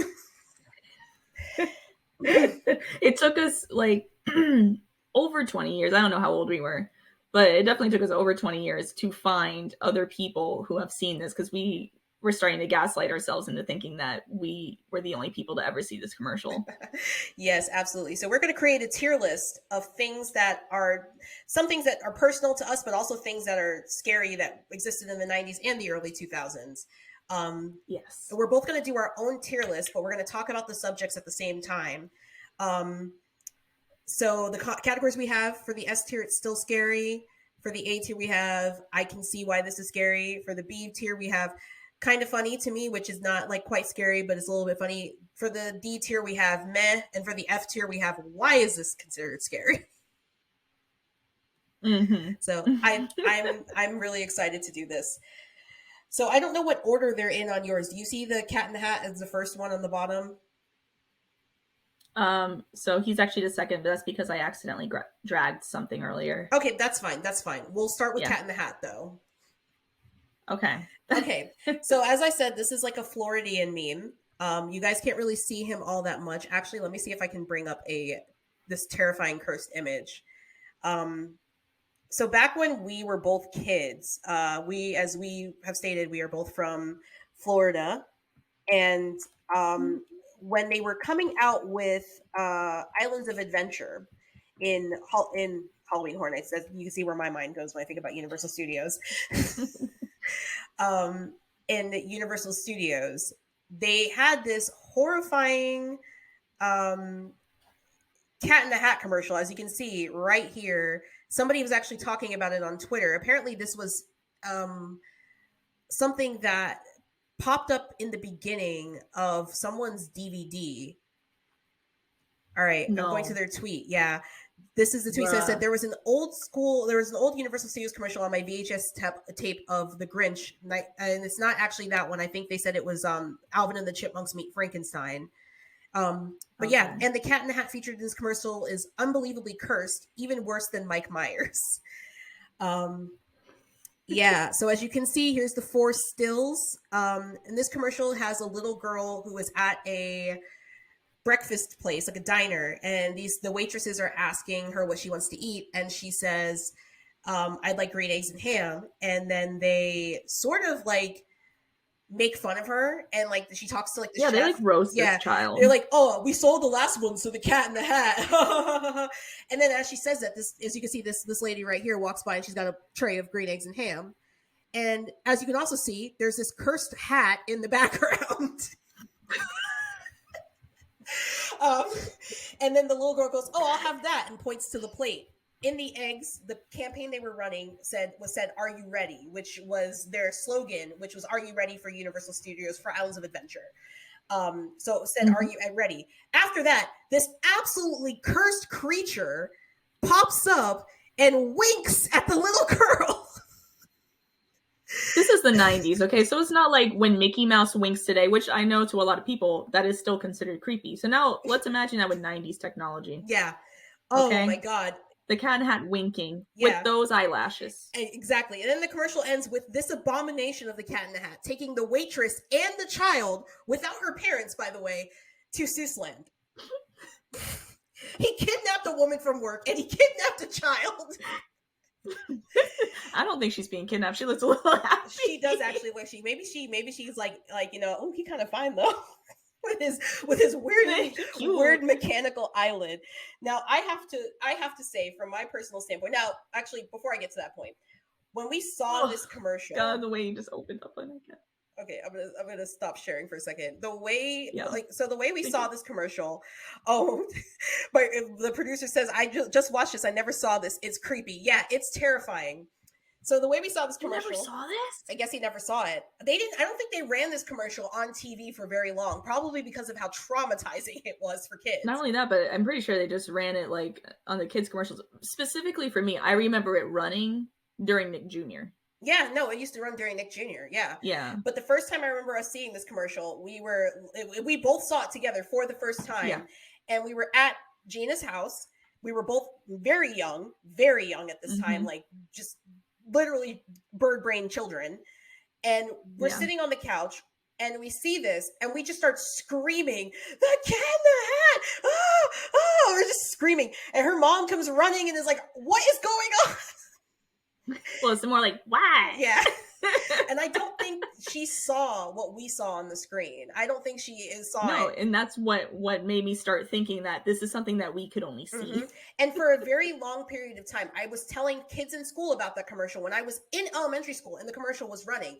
No one knew that commercial. No one had seen that commercial. Years later in high school, I'm telling people about this horrifying like Cat in the Hat commercial. I'm like, guys, it's burned in my brain. It lives in my brain. Like, please tell me you've seen this. And they're like, no, we've never seen it. I remember telling one of my friends about this commercial and them going, well, the only commercial I remember from Universal Studios was like the Jurassic Park one where like the kid is in the kids are playing in the park and then the Triceratops comes out. And I'm like, I forgot about that one. That was a deep memory that you just unlocked. And she goes, yeah, I don't remember any of the other ones. Yeah. And I was like, because also terrifying, by the way. I always remember the Terminator one when she paints her nails and then it turned into the Are You Ready? I always remember that, like the nail polish like spills and it says, Are you ready? Like I always remember that. That wasn't as creepy because it just spelled words. Like the nail polish was just like, Are you ready? And then like she was like sitting in the theater watching Terminator happen after that. But this one was terrifying and seemed like nobody knew this commercial existed. And then like a few years ago, I was like bored and I was like, I'm going to look this up on YouTube and see if it exists. Like someone has to have had this commercial. We were on the phone. And I looked it up. Yeah. I looked it up and there it was. And I was like, I'm not crazy. It's real. This cursed Cat in the Hat is real.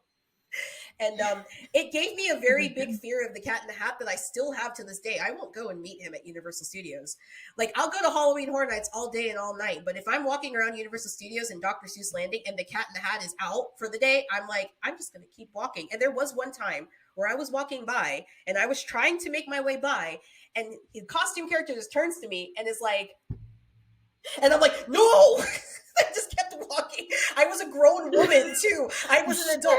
I had an alcoholic beverage in my hand and I'm walking by and I just grabbed my friend. I go, let's keep walking. Don't make eye contact with him. And he just turns and looks and he's just like, and I'm like, no, like dragging her.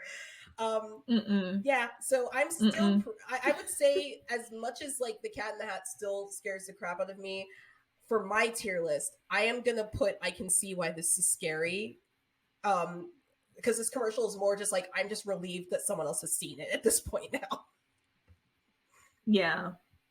So that's where my tier that's true. Because now it's not as scary anymore because at least we know it was something that actually happened. And it wasn't just something that we only saw this one day. And it was like this weird shared memory. Yeah, exactly. Like we were traumatized by a Mandela effect, but specifically for us. Just for the two of us. It exists. It's real. Someone talked about it on Twitter. That's all that matters. Exactly. That's all that matters. So where would you place this on your list? I actually have it in the same category as you. Okay, that's good. That's good. I feel good about that. Yeah. Yeah, right? And, you know, we're both there's still trauma there, but I don't know what Universal thought they were doing. They probably thought they ate with that commercial. They're like, so many kids are going to want to come to the park. They're going to want to come to our park after this. And I'm like, I want to stay as far as possible away from your park now. I mean, especially putting that on the Nick Jr., which I understand. I'm getting it now in my mind, like why it was on Nick Jr. because that was the only one they could put. They couldn't put like Terminator or Jurassic Park Cat in the Hat was the only one they could put in that time block. Mm-hmm. But like, I'm just trying to watch Blue's Clues. And when you think about it, like, I don't think they realized how bad the Cat in the Hat looked. I think they thought that it was a good model and that it would get kids excited about going. It was cute and endearing. They didn't realize. I mean, even if you look at 90s Mickey and Minnie, like they're low-key creepy too. Yeah, if you look at the original Mickey and Minnie from like when Disneyland opened. Okay. That's messed up. That is messed up. Like, I'm sorry. What were you on, Walt Disney? Please. That's horrifying. You want to talk about a generation that was probably traumatized. Exactly. Okay. Those kids. So moving on to the next one. The next one is the show Are You Afraid of the Dark, which is a 90s staple. I think it's how a lot of 90s kids started with their love of horror. There are a lot. I included the entire show. There's a lot of tier lists that include specific characters and specific episodes from the show, but I didn't want to include every single one of them, especially because, like, for example, Courage the Cowardly Dog has 3 on this list alone, and SpongeBob has 2. So I'm like, we'll be here all night trying to list every single scary episode. For me personally, Are You Afraid of the Dark was the show my parents did not want me to watch because they did not want to deal with the nightmares.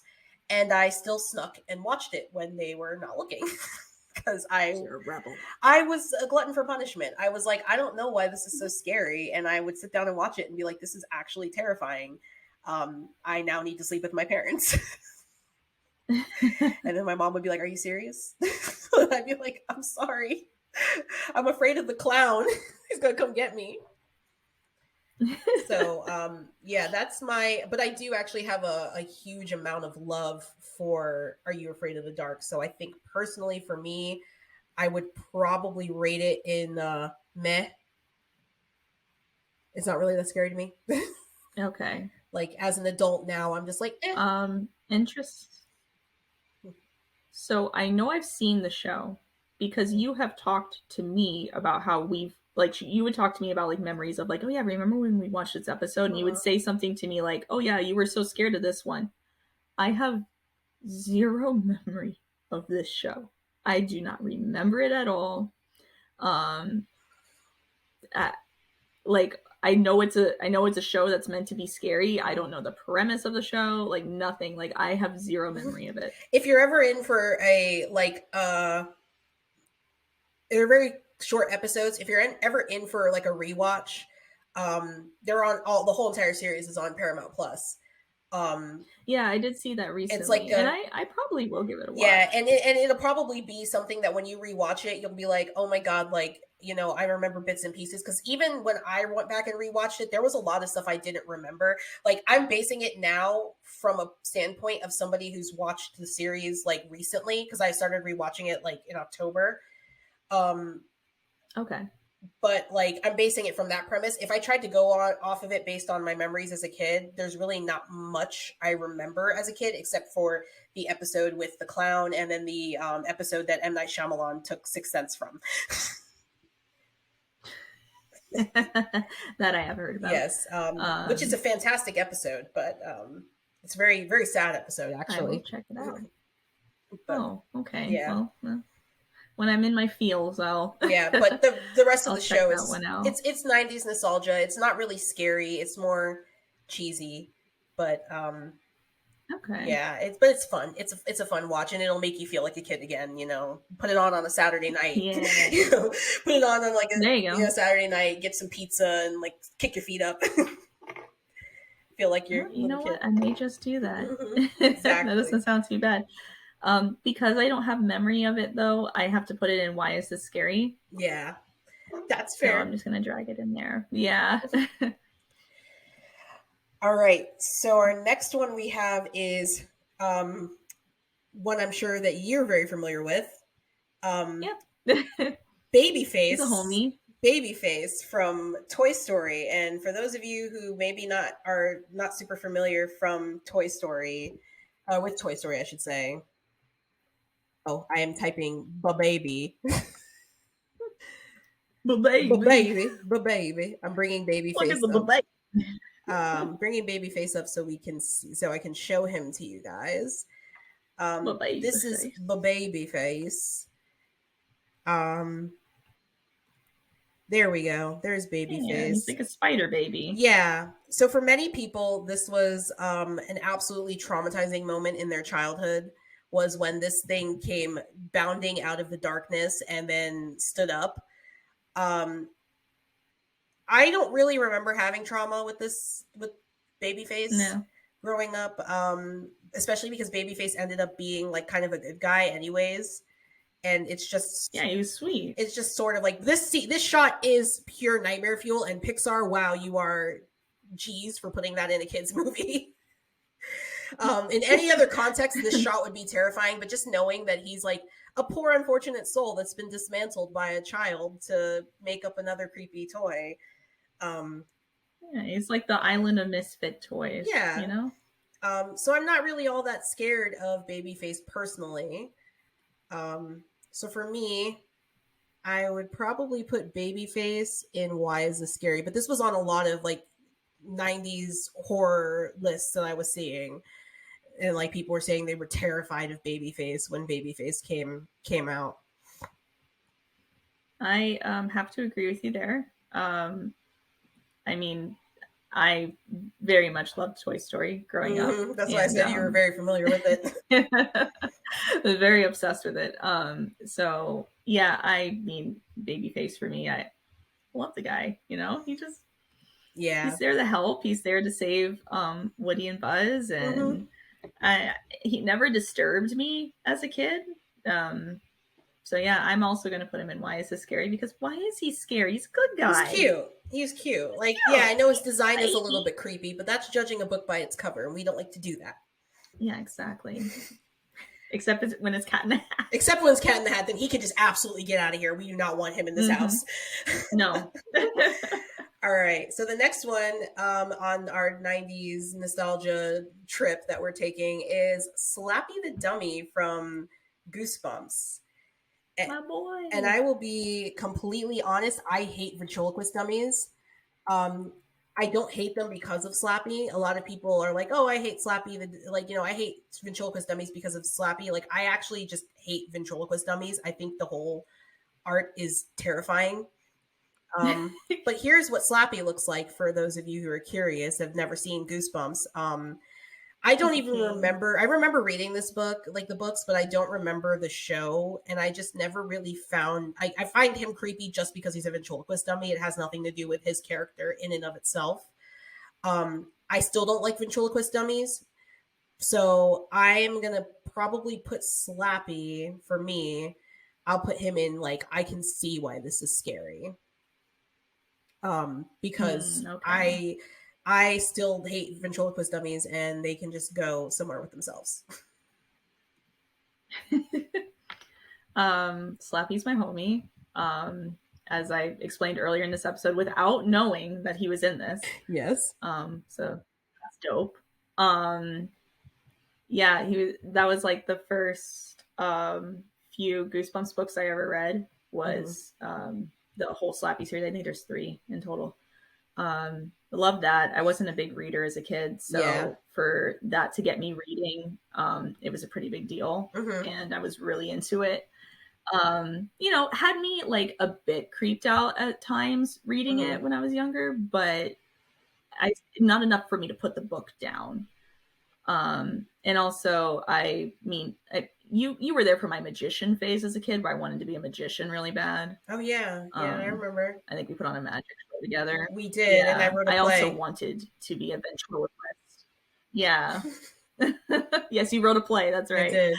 You were the playwright. I was the magician. But I also wanted to be a ventriloquist at one time around that same age range as well. So I'm gonna put it in meh, because it did get me a few times as a kid, but not that bad. Like, I kind of liked the scare that I got out of it. Yes.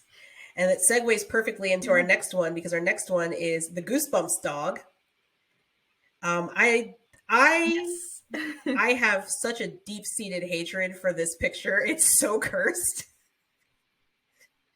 It's just such a poor Photoshop job. He's a good boy. And The thing that's hilarious is when I was a kid, this scared me so bad when I was a kid. I hated this.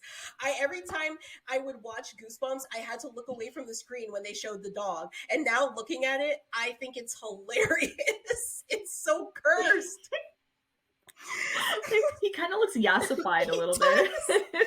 I'm like, bro, what the heck? I was so scared of this. Like, even down to the point where, like, I would hear the theme song, and every time I would get to the part where the dog barks, like, in the rhythm as the song, it freaked me out because I would just picture the dog sitting there with the eyes, and I'm like, it's giving Michael Jackson and Thriller. It's giving Michael Jackson at the end of Thriller where he turns around and he's got the yellow eyes and he's like,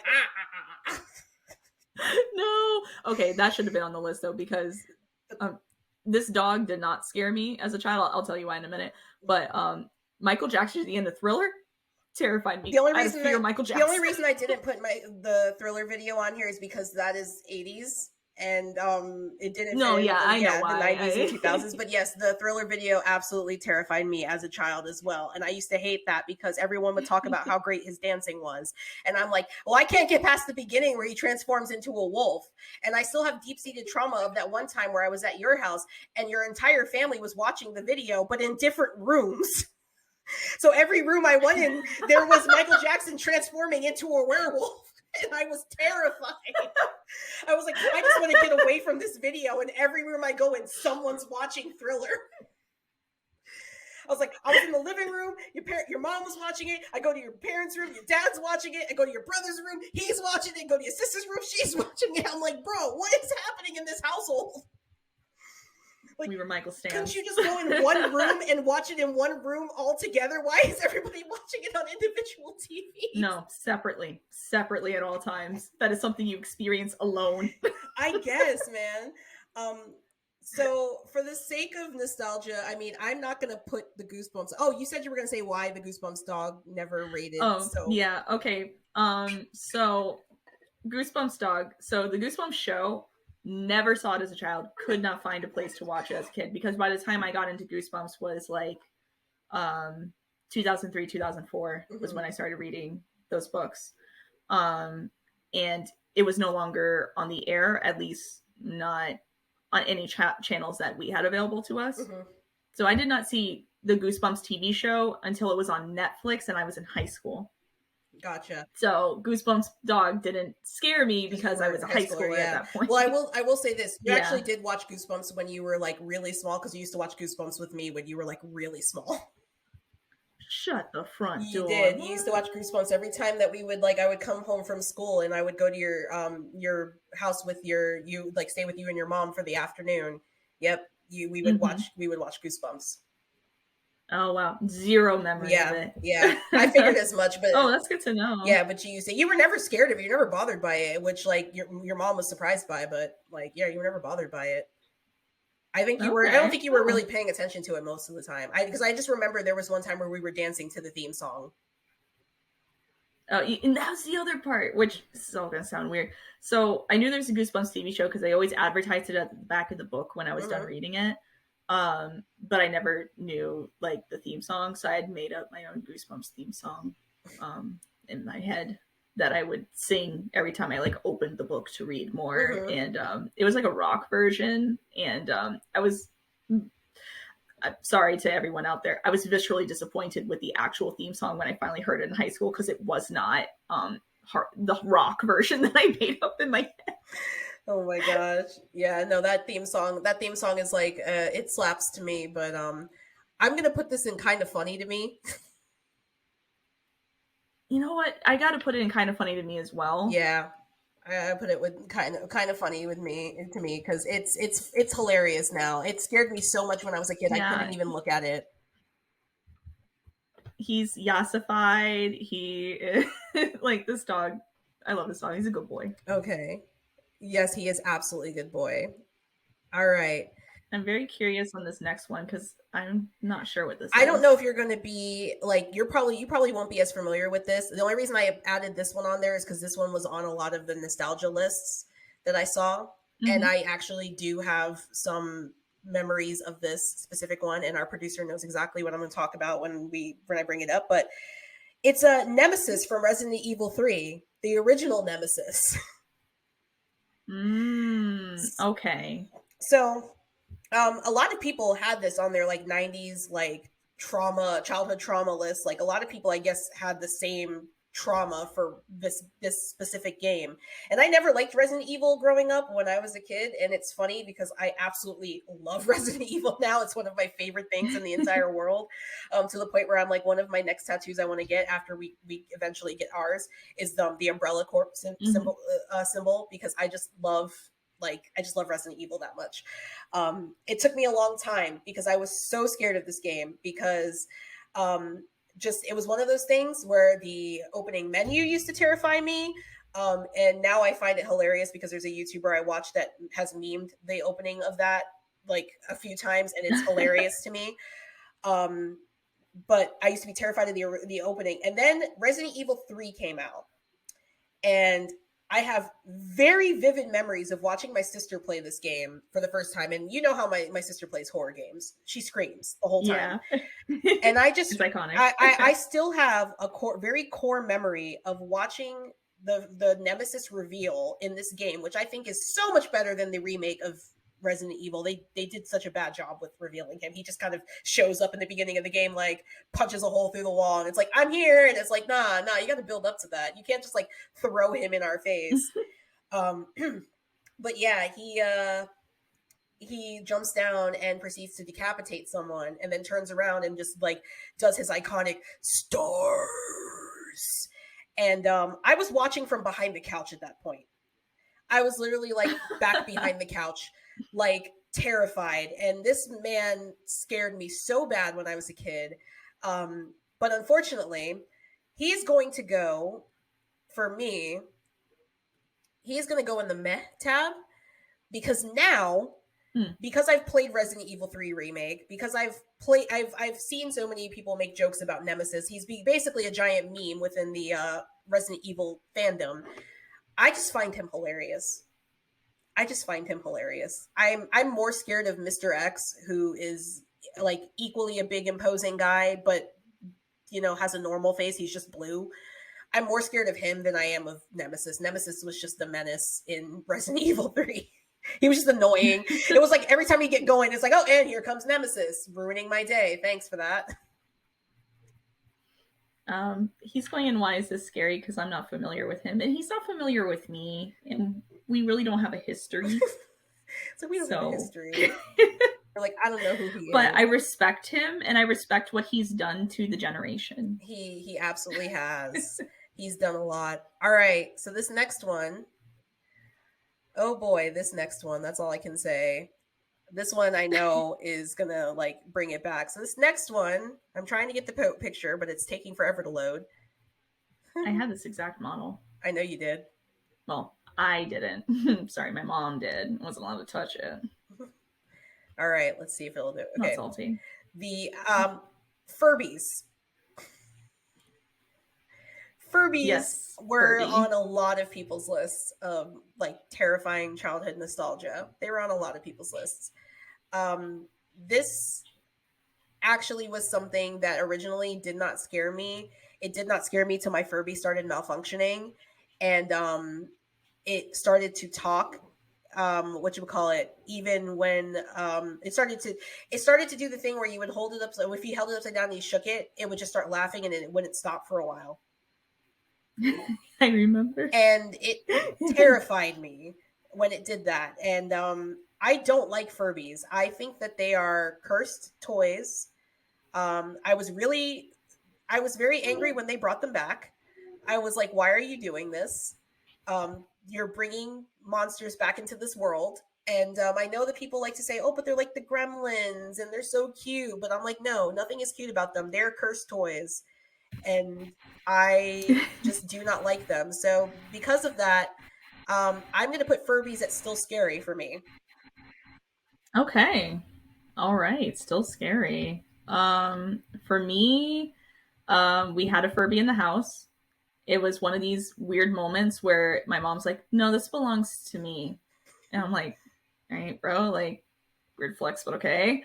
And you know, me being a child, I'm like, all I want to do is like play with this thing. And she's like, you can't touch it. It just has to sit here on this shelf. And I'm like, what's the point of that? Right? Oh my God. So like I never really got to like play with the Furby. Sometimes when she wasn't home, I'd go like mess with it. But then like the only fear that came from it was like, oh man, she's home and I have to put it back. It was never like, you know, oh my God, the Furby's scaring me, because I was just so interested at that point because she made it this unattainable thing for me. And then actually in 6th grade, I had a friend come over. Not really a friend. This girl was wild. But she came over and she was like, oh my God, is that a Furby? They're like so scary. And I'm like, yeah, I guess. And it was just like sitting on the shelf, you know, the Furby shelf. That's its own shelf. He had his own shelf. But he's just sitting there, and you know, she's all like, oh my God, oh, it's so terrifying. And she like goes to poke it and she's like, oh no. And I'm like, well, okay, if it scares you, then like just don't mess with it. It's not mine anyway. It's my mom's. Yeah. That's why it's in the living room. That's why the Furby sits out here, exactly. You know, with all the contemporary decor, and then the Furby. And then she finally picked it up, and the Furby went, wow, you know, made his little wake up sound, and she threw it like in the air, and it hits the ground. And she's acting all dramatic and everything. And in that moment, Furby died. Oh. There was no bringing him back. No batteries could bring him back to life. And my mom was angry. Oh, I'm sure. And my mom made me, again, I don't know why. She never used it. It just sat on the shelf. But she made me go to school and tell this girl that she needs to pay my mom for the Furby, this thing we've had since the 90s, so none of us know how much it cost. But that she needed to pay my mom for the Furby. Oh my God. And I'm like, I don't know, you're putting me in a really awkward position here. Like, if you could just, I don't know, just give me like $5 for the Furby, dude. So my mom just like stops freaking out about it. So really, it's not the Furby I'm afraid of. It was my mom's attachment to the Furby. I'm going to put it in, I can see why this is scary. I can see why the entity of the Furby is scary. But for me, it was just truly the bond between the Furby and my mother. That's scary. Oh my gosh. That's great. That was a great anecdote. All right. So this next one, I'm already going to say that I'm not putting this one in like a category of being afraid of it, because I absolutely love this character. I love this performance. My sister and I quote him, and my brother, we all quote this character a lot. And when I saw that he was on a lot of people's tier list as something that terrified them, I was like, but why? He's not scary. But it could just be me. And that is Edgar the Bug from Men in Black.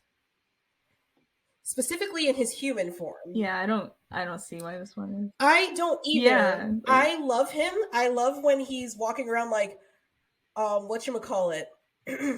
My favorite quote is when he's just like, sugar in water.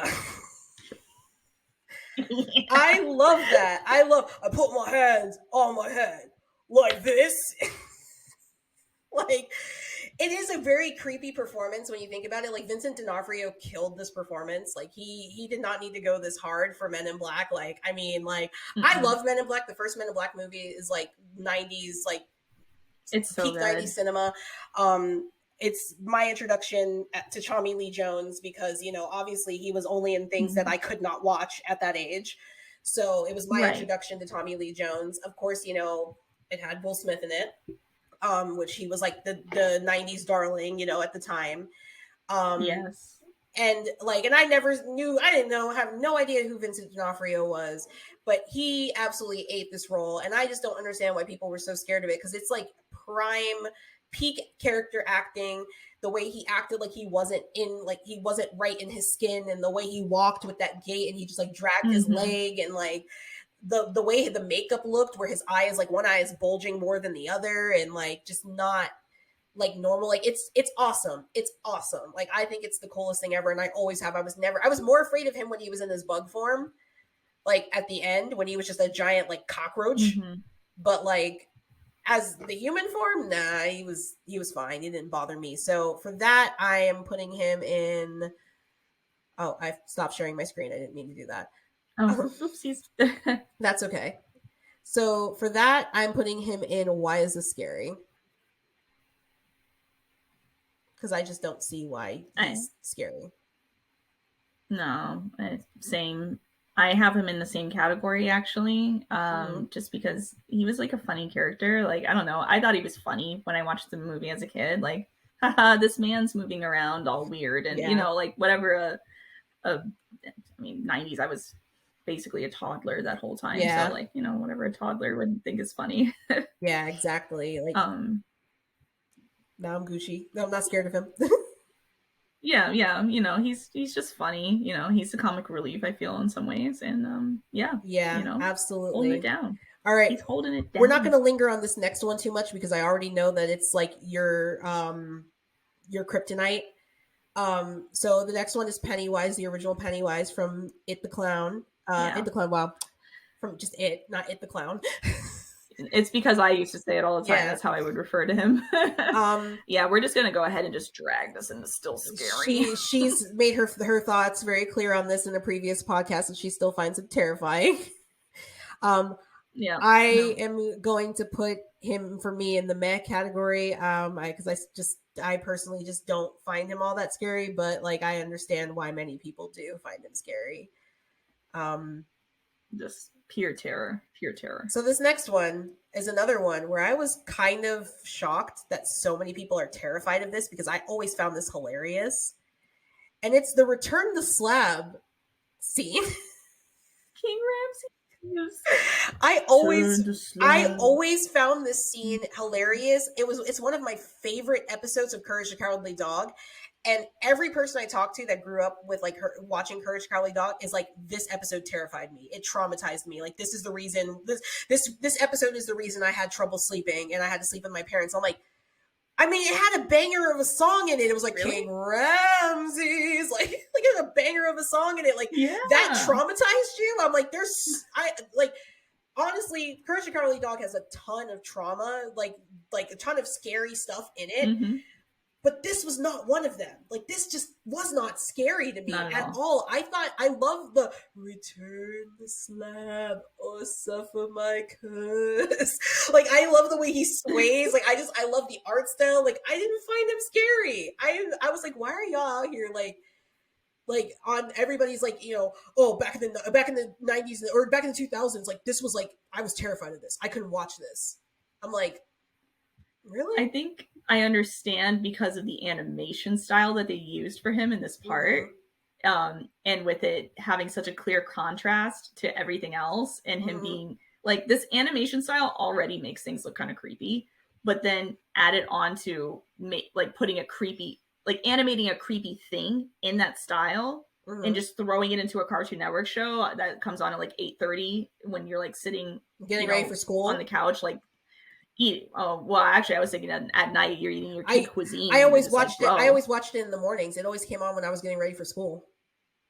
Oh, okay. I watched it at night. Yeah, no, I mean, I think it came on in the mornings and at night because I always remember watching Courage the Cowardly Dog before I went to school because I also remember they would whatchamacallit, they would always play like bumpers for like Powerpuff Girls like in the morning and they would like advertise that it was coming on like that night or whatever. So okay. I completely understand that. I am going to put him in the why is this scary category though, because I just don't find him all that scary personally. I think he's kind of cool, and I never found him all that scary. I am putting him in kind of funny to me. Kind of funny, yeah. All right. So this next one here, I will say I actually do find him to be the thing that scares me the most in Courage the Cowardly Dog. This is one of those episodes you could say that lives rent free in my mind. And that is Freaky Fred. Yes. Freaky Fred. I am 31 years old and I still can't watch this episode without freaking out a little bit. It's the music. It's the way he talks. It's his actions, like his movements, like even though he's doing something like that's not necessarily evil, like he's just shaving their heads, which isn't necessarily an evil thing. It's like the allegory to him being like a serial killer, essentially. Like, it's a really creepy episode, and I'm surprised that everybody says Return the Slab is scarier than this.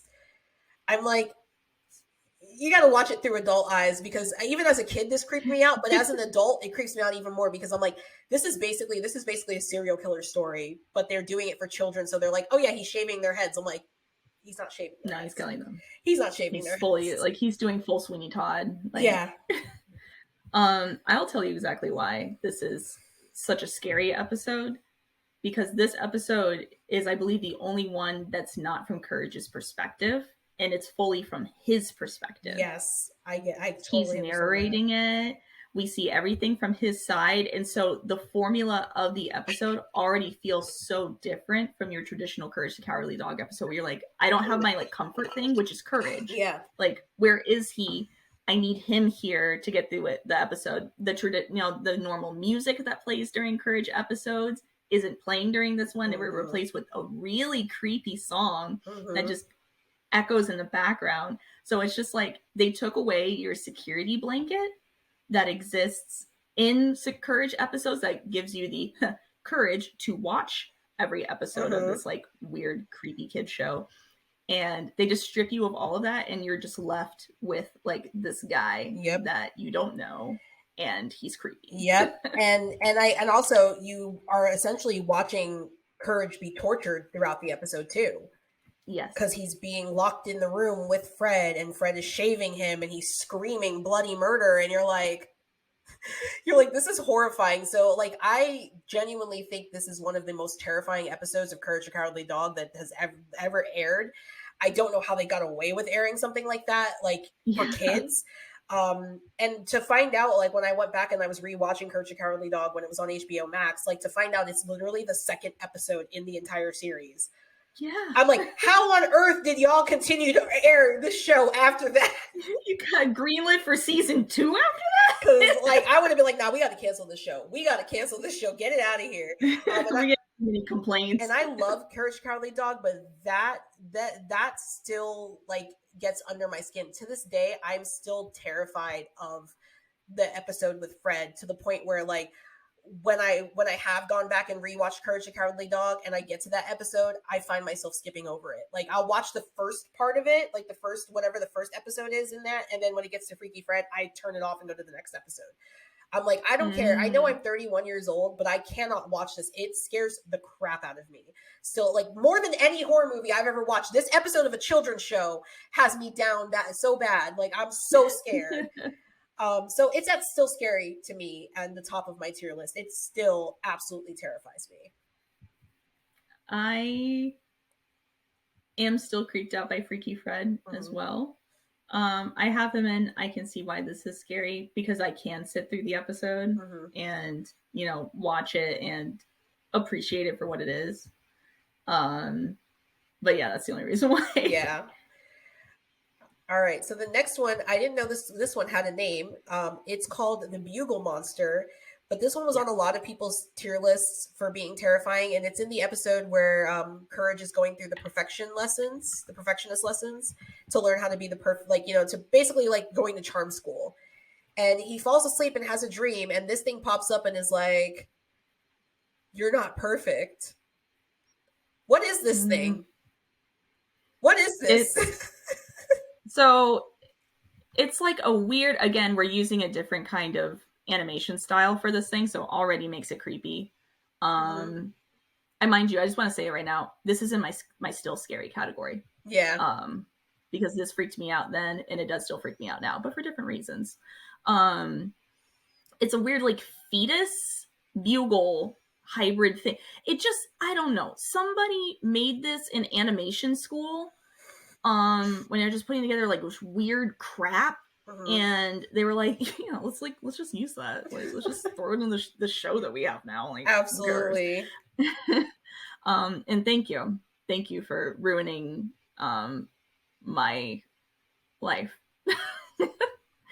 No, this thing is creepy. I can still watch this episode, but I do get this unsettling feeling in like the pit of my stomach whenever I see it.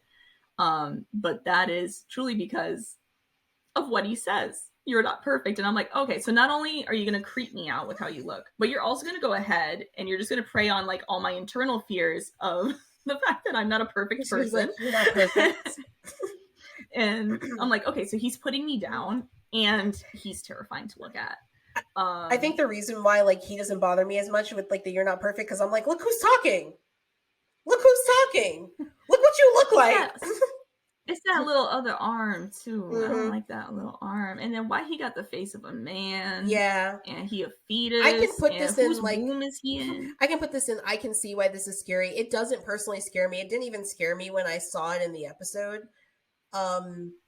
But I personally like it didn't scare me, but like I can see why it bothers people. I still think Fred is probably the scariest thing I've seen in Courage the Cowardly Dog. Next to the I didn't include her, but the screamer that they had in the one episode where Courage is opening a bunch of doors and he opens I was gonna bring that one up. Yeah, I didn't include her because I was like, I don't want to make this entire list Courage the Cowardly Dog because I absolutely could.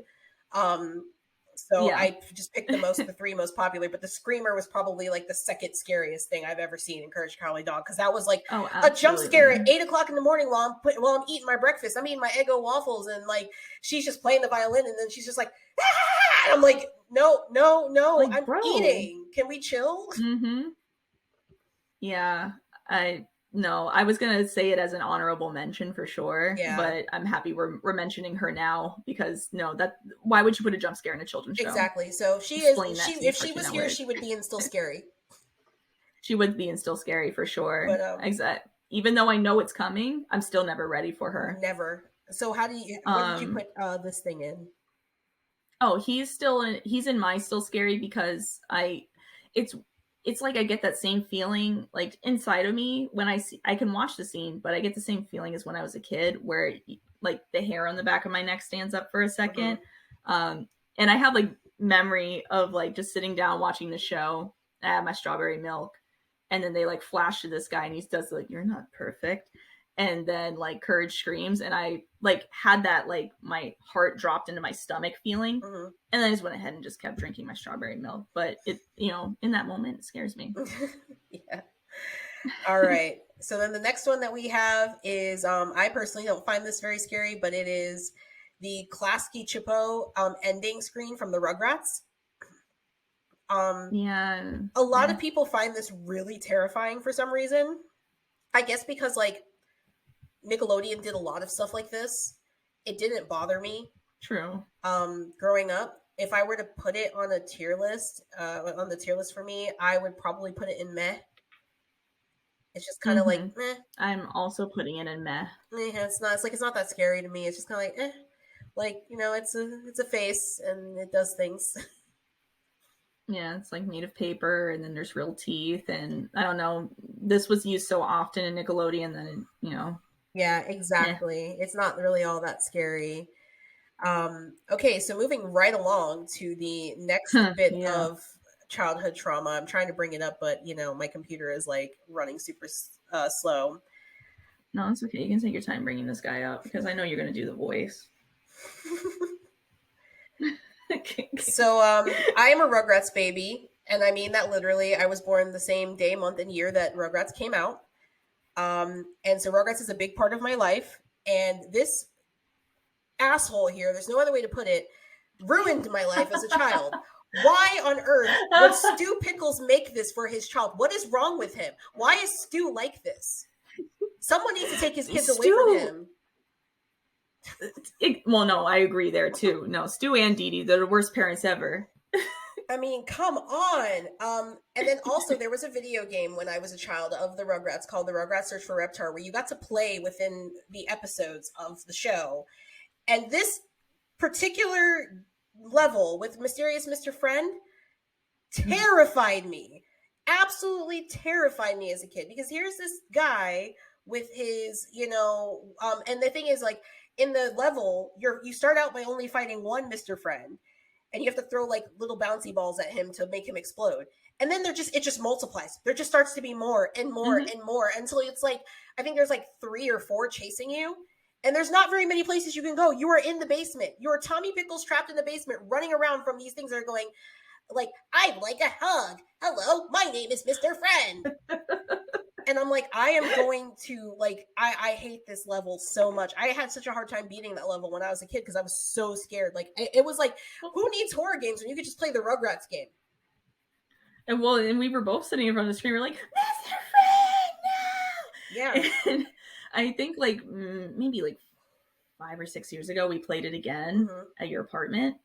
And we were both screaming then. We're like, no, Mr. No, I mean, I'm like running to get those bottles or the balls to throw at him. I'm like, nope, yeah, Mysterious Mr. Friend is an episode where Tommy's dad Stu is making a toy for Tommy that's supposed to be like the perfect toy. Think like Megan. And he makes this ugly, ugly clown doll, and that's what he makes, is Mysterious Mr. Friend, and it just starts to go haywire throughout the entire episode. And it's basically a horror episode. Like the Rugrats was just like, hey, we're going to traumatize kids. I am going to put this in. I can see why this is scary, because it doesn't scare me. And I still understand why it scared me so much as a kid. But like as an adult, it doesn't bother me anymore. But yeah, at the time, it scared me so much. And I was like, Rugrats, you're dumb for this. You're dumb for this. You freaky. Yeah, you're scary. He's also in my I can see why this is still scary. You know, I think if we were to play the video game again, we'd be screaming like, no, Mr. Friend. But like that's video game Mr. Friend, not what we have here, which is, you know, Rugrats episode Mr. Friend. Also want to point out those shoes are fresh. Oh yeah, he got them Yeezys on. Yeah, he does. He got them Yeezy joints. That's nice. Oh, absolutely. Also, a small honorable mention to the other thing in that Rugrats game that scared us. Oh, the goose. You know what it is. The goose. Oh, the goose. I wasn't even meaning the goose. The other thing you do the voice for. Oh, is it Thorg? Yes. That entire game was nightmare fuel, honestly. Like it was a horror game. It was a horror game. I don't even care what people say. That was a horror game in and of itself. But yeah, it's like Thorg hungry. Thorg want eat. Okay, you didn't commit. I didn't commit, no, because I just like swallowed wrong, and my throat was just like hold on, we're not going to be able to do that. I give you a pass then. Okay. I give you a pass. All right, moving on to this next one. Now, this next one also did personally scare me the first time I saw it. It was on a lot of tier lists. So there's an episode where I think it's the first Halloween episode of SpongeBob ever, where SpongeBob is trying to come up with the perfect costume to scare people, and it's not working because he puts on a sheet and he just looks like a mattress, so everybody thinks he's hilarious. Then Patrick decides to shave his head, so he has the perfect little round shape, and then he puts a sheet on and he looks like a ghost. Well, then at the end of the night, the Flying Dutchman comes and essentially is like, hey, you're insulting my people. So take this. Yeah, it was cultural appropriation. Yeah, take this offensive costume off. He rips it off and then runs screaming away into the night. The entire Krusty Krab runs screaming away into the night. And SpongeBob's like, I don't understand why. And this is why. Because Patrick shaved him down to the brain. Man.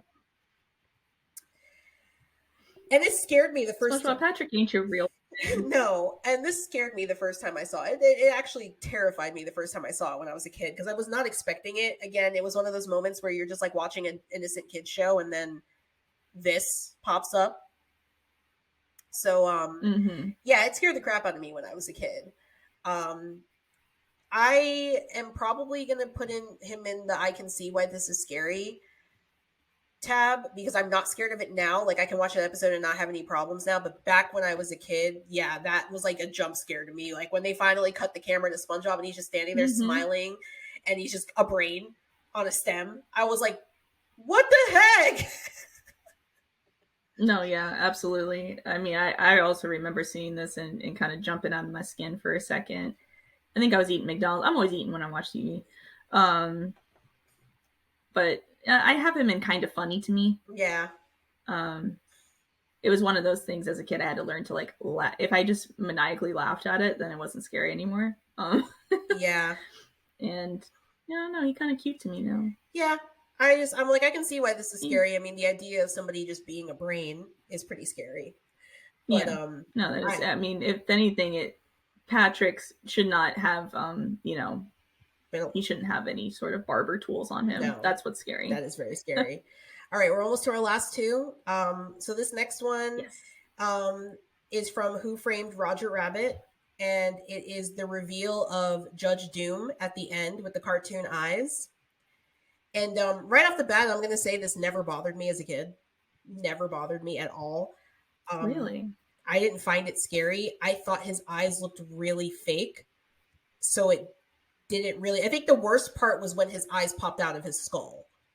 The human eyes popped out of his skull. That was, yeah. But other than that, everything else didn't bother me. I wasn't afraid of that. And I know this is technically not like a 90s movie, but a lot of 90s kids have like genuine fear of this scene. So I included it. It was on a lot of 90s lists. And I'm like, it's not a 90s movie, but okay.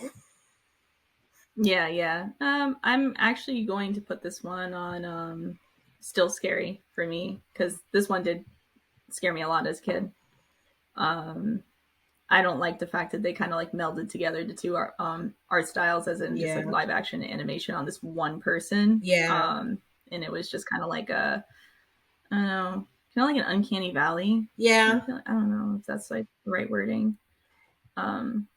It freaks me out now when I saw him down there, because I didn't notice. Actually, halfway through us doing this tier list right now, I noticed that's what it was, because like these are really small on my screen. Yeah, same. So I was like, I don't really know what that is. And then it clicked for me what it was. And I'm like, oh, shoot, I hate that guy. I hate that guy. I zoomed in now, and I hate him. Yeah, he's kind of the worst. Just in general, everything about him is kind of awful. I put him in kind of funny to me, because I just always found that scene to be kind of funny, especially when he starts laughing and his voice gets really high pitched. I was just like, I know this is supposed to be maniacal, but it's kind of funny to me. But that's just me. I'm trying to get this last one to come up. All right, so we have one more. Oh, you're totally fine for this list, and it's a weird one, because I never really thought this was very scary. But a lot of people are afraid of the close-ups from the episode Wormy in SpongeBob. So the whole episode is that SpongeBob is taking care of Sandy's pet worm. SpongeBob and Patrick are taking care of Sandy's pet worm, and overnight it turns into a butterfly. But of course, since they live under the sea, they have no idea what a butterfly is. And at random points in time, they will show you like close-ups of the butterfly, and this is what it looks like. And apparently this really messed with a lot of people when they were kids. Oh, yes, it did. Yes, it did. I didn't realize what that was until you said it now, because for me, it looks almost like something spilled on a floor on my screen. Yeah, it does actually. It's hard to tell. Yeah, right. It looks like a corner. Yeah. Or something. I don't know. But now that you say it, I see the memory in my mind. Yeah, I remember this one's freaking me out. Yeah. I remember this one freaking me out a lot. I was never afraid of this. I'm putting it in why is this scary, because I was never really afraid of it. I guess I saw the comedy in it. Like, I guess I looked at it from the perspective of like, oh my God, they're afraid of a butterfly. And, the close-ups didn't bother me, because I was just like, well, like, obviously that's how they're going to see it, is like a monster. I also was a little bit older when I saw this. I was like in middle school, probably like late middle school when I saw this episode. Okay. So I didn't have the child brain, and like stuff like that didn't necessarily scare me anymore. I had moved past the I'm scared of like my own shadow like phase, and I was moving into the I'm scared of actual like scary like horror movie stuff, but like stuff that they do on like TV shows doesn't bother me, like unless it's intentionally scary. And it's like that I kind of saw the comedy in. And I always thought that episode was hilarious, because they like burned the whole city down for this one butterfly. They burned the whole... I'm over there. I mean, for the people that are afraid of this thing, and I remember being afraid of it. I remember yelling like, "Yes, go ahead and burn that city down. We gotta get rid of this thing. It's ugly." It's butterfly slander. And I'm very sorry to butterflies, and I don't know, I'll go ahead and donate some money. I think we're very close to being a Monarch waste station here at this house. Actually, we got a lot of milkweed, so there you go. I'll just plant some more and apologize to them. Absolutely. All right, so that is our 90s Nightmare Fuel tier list. I will be sharing this as well when this episode comes out. I'll be sharing this so you guys can make your own, because on this website you can go and make your own tier list based on what we have. If you're familiar with these things, you can throw it on there. You can always let us know what affected you guys the most. We will also have these posted so you can see our lists and see what affected us the most and what affected us the least. So yeah, that is our 90s tier list. So I thought that was kind of fun, honestly, doing that. We're gonna have to do more tier lists like that. I think that's a great idea. Honestly, I was like, it's fun to talk through them, and then like we have something like that we created in the end. I have this little chart now. And then also I want to just give an honorable mention. I didn't include this because it was like genuine horror, even though I did put Pennywise on there. But I wanted to give a shout out to this because this was something that we actually talked about last week was the Halloween Horror Nights Sweet 16 commercial. For those of you who don't live in Florida, there is an event that happens every year at Universal Studios Orlando called Halloween Horror Nights. And back in the day, they used to advertise the crap out of that event on TV and billboards, all this stuff.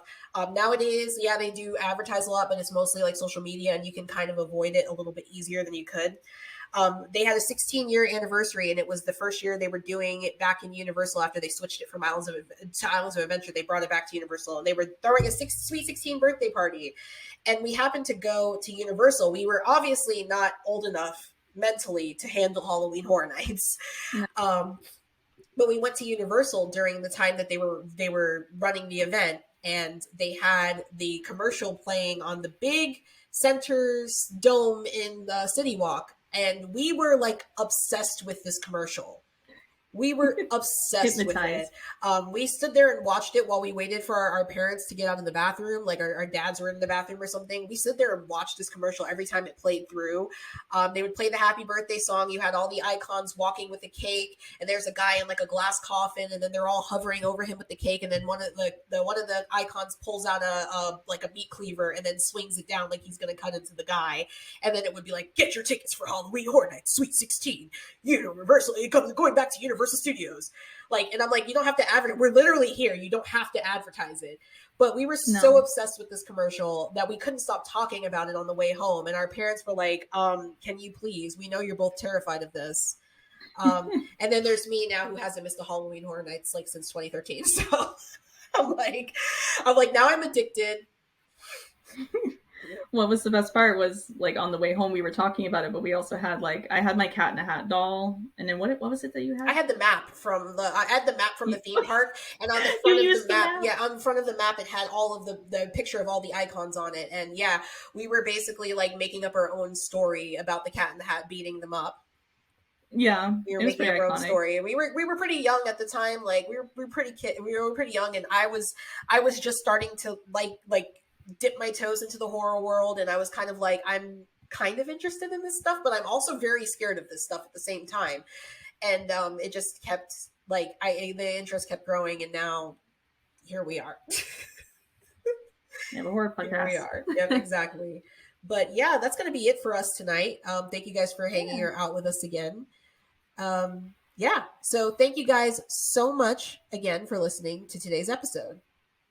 If you like what you hear and are afraid to miss an episode, you can catch us every Wednesday at noon over on Spotify, Google Podcasts, or wherever you choose to listen. Catch up with us over on Instagram, Facebook, and TikTok at Dial H for Horror Podcast, and feel free to check out our Patreon for exclusive content under the same name. Once again, I've been Shay. And I've been Gina. Be safe out there, and we'll see you all in the next episode. Stay spooky. Stay spooky.